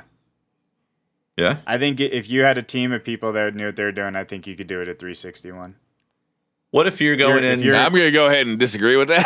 Yeah. What if you're going in with a team that's kind of figuring things out? What light level would you recommend then? If you're all 361, I probably wouldn't recommend it. I would definitely say higher, probably like 376 Yeah, I would definitely try Like, and get to really the high. mid-70s. or 371. For sure, that's ideal. Yeah. Let's ideal. I- Let's ideal it up. Ideal would be yeah. 371. Okay. I can But play the the thing game, is, and if what you do I haven't gotta touched- get? Can I get to 371 just playing it? Yeah. Yeah, Good. I was just asking. Just yeah. to give people Ideal would be 371. Minimum would be 361. What's the problem, officer says, was there a point in the expansion where you thought to yourself, now this is the Destiny I remember? What moment was that? Day one for me on that Warmind. I was like, yo, there's things I can chase. There's an exotic sword that I want. I need a grind for sleeper. Yo, I just got an exotic catalyst. This is crazy. Yeah. Yeah. What's I your think when needed? I first realized you needed to go Sorry. chase like 40 of those things to like start the sleeper simulating quest, I was like, yeah, this is cool. Yep. When I started seeing things to collect, I was like, all right, cool. I got the the catalyst for the hand cannon, the Crimson, like on the first day. Nice. That I was playing it, and I saw that you had to do like 1,000 precision headshots to unlock it, and I'm like, You're like, yes, I grind. It literally happened on the next guy after I killed and completed that. I got the Darcy catalyst to drop, nice. like the next kill after that. So now I'm working on that one. It seems to be another 1,000 headshots, I think. It's like 400 or something. All right, I think we need to wrap this up, guys. I literally have 6 more pages of questions. You serious? We've gone through one page in like an hour. On every question. They're They're good questions. Rapid fire. They're very good Rapid fire? questions. Let's get to the serious ones. Rapid fire. Can we do some? We could do some rapid fire. See if we can answer right. them at all. 10 I'm going to let this go on for like 5 more minutes, but we still got Okay. to do those ad reads at the end of the show. Okay. And I got to go to bed at some point. Yep, that's fine. All right, Grumpy One says, how do you put on socks? Sit down or hopping on one foot trying not to fall over? Asking for a friend who has put his back out doing the ladder previously. Sit down. Sit down. Sit down. Yeah, not sit down. Do you guys sit down and lean over? Like, or do you bring your foot up, like cross your leg? Both. Kind of both. I would just I lean down. Yeah. I don't know. I'm a lean down. I lean down, so I've Yeah, me never too. tried to do it like hopping. I've never No, tried to put on a that sock sounds- that way. When you have kids and there's toys on the ground, you know that is certain death. Let's see. Chocolate Milk says, if everything you owned was fruit patterned, which fruit would it be? Watermelon. Apples, because they're my favorite. I love watermelon. I go with Right. apples. What was it again? Fruit pattern? If everything was fruit patterned? Yeah, fruit patterned. All your clothing was fruit patterned. I have watermelon shorts and shirts. I'm already there. I'm going to go with banana. I'm going to go with pumpkin. Pumpkin. Okay. Wonder why. Interesting. I cannot think of a fruit that I'd want to wear every day. Pineapple pizza, just to trigger everybody I fucking see. That's not okay. I don't know, man. Like it's a really weird question. Caitlin D says, if you could ask Rasputin to make or build you anything, what would it be? Make what? Ask Make who? or build you anything, what would it be? The traveler. The ability to stop time. I don't know if we can do that, but I'm gonna ask. Then I can sleep for longer. Who are we That's asking? all I want to do. I didn't hear the question. Rasputin. Rasputin. Oh, I assume we can do that. It's probably fine. sure. A ship that I could control in the cutscenes or the. Yo, in the- how about a in spaceship? orbit. I could go for an IRL spaceship, man. That'd be kind of neat. like a real. And a dope sparrow wouldn't be spaceship. bad. I don't want to die in space. Well, I assume it's going to be safe. Yeah, I mean he's made it right. There might be aliens trying to kill Not a me. I lot don't of want to trust go. in Rasputin. He is our god now. Don't forget that. I'll take a Rasputin themed car, a badass sports car. That's a lot of That'd be carbon cool. fiber. Yeah, it's gonna look dope. Though, with all It's that gonna look plates. amazing. All right, go. Biggin says, which one would scare you more, a Zol-sized bacon baby or a bacon baby with a Rasputin's intelligence? Whoa. Oh Jesus, Rasputin intelligence bacon baby. That would be Nah, freaky as hell. mega bacon Yeah, baby. man. Worm-sized bacon baby would definitely be terrifying.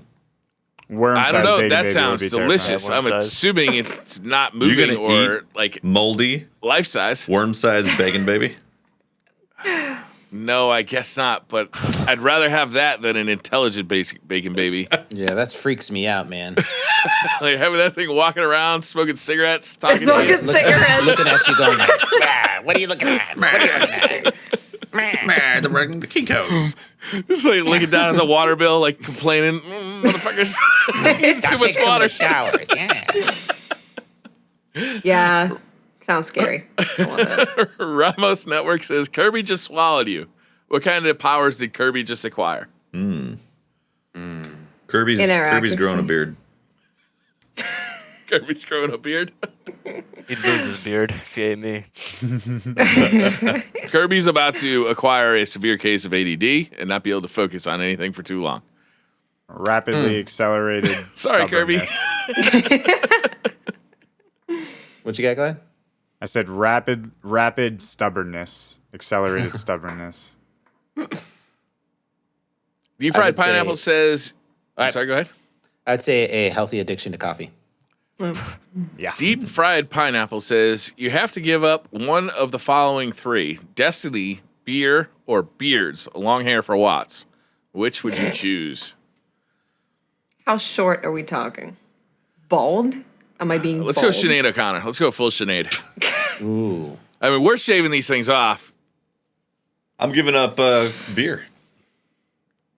Yeah. Oh, you're right. 'Cause I'm So I don't drink gluten-free. beer. Hey, easy. Easy mode. I practice keto, so I'm going with beer as well. Boom.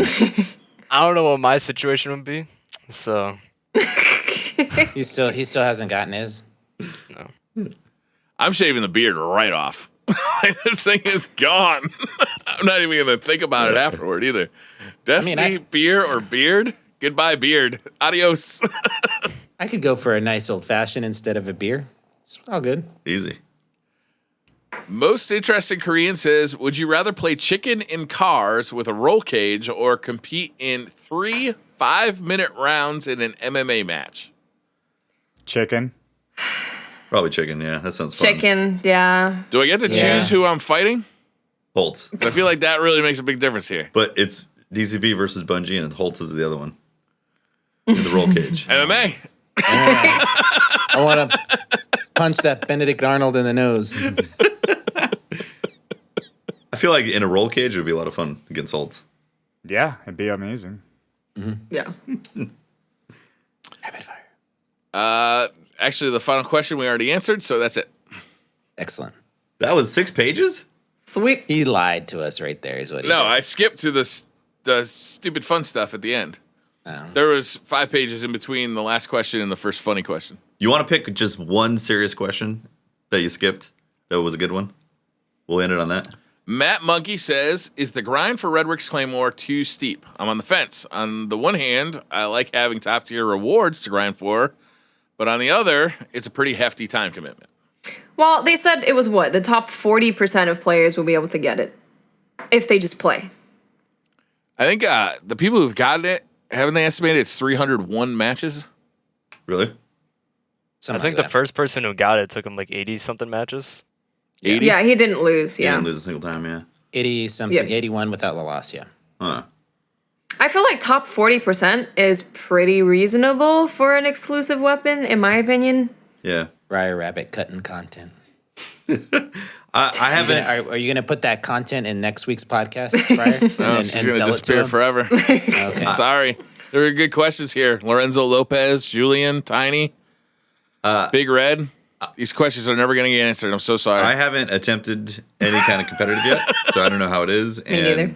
I'm looking forward to grind for it. So I can't I've say. played 2 matches and won both of them.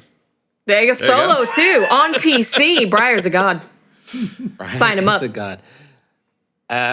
You know what? Glad Modern, congratulations on your world's first, man. That was fun Seriously. to watch. And Congratulations. You guys are legends in the PvE community. Thank you very much for joining us on the show. Yeah, thank you for so having much, me. Yeah, guys. thank you guys. Yeah, thank you so It was much for awesome having having us you. on. This is you, Tefty. Oh, that's right. Yep. Since starting in. Got it. You can, that's the podcast. Thank you very much for listening and watching. You can find me at Teft on Twitter if you want to further the discussion of being a pumpkin IRL because of choosing that fruit. You can catch my streams, twitch.tv/TeftyTeft. I usually start around 6 p.m. Pacific time, Friday through Wednesday.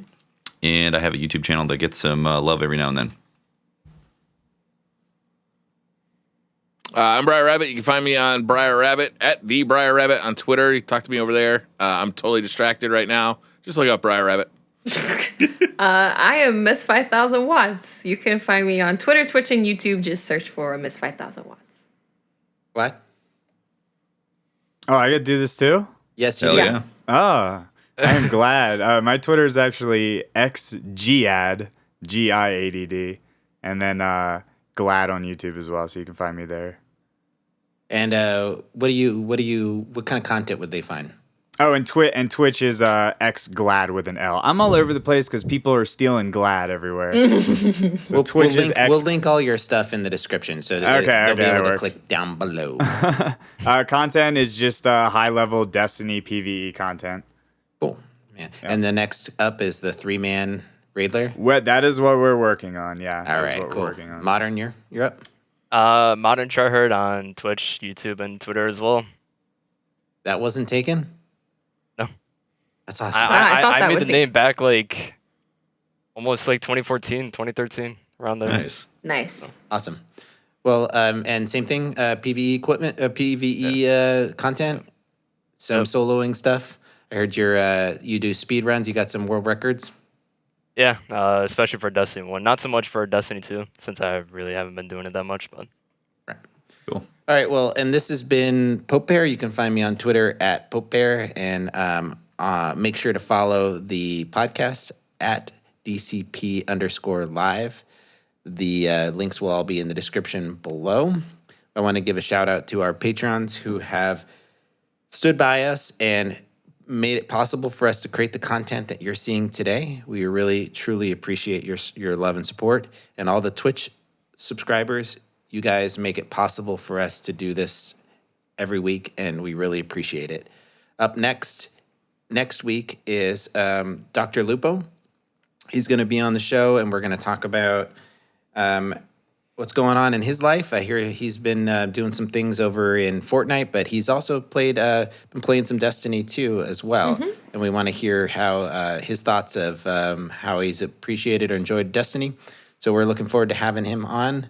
And then the following week, we're going to end out the month with Anubis and Farcog, and we're going to talk about now that we have private matches, we're going to be talking about some tournaments that are coming up and some of the rule sets that they've been kind of bringing together within the Sweat community. So if you're listening to us on iTunes, make sure to rate it. If you're listening to us on YouTube, leave a comment down below. Really enjoy it and appreciate it. And you guys have a very great week. Cool. Thanks for watching, guys. We are going to show the credits and then be back to read some subs afterwards for the stream and raid someone. Thanks for watching. Bye, everyone. Bye. Bye-bye. Bye.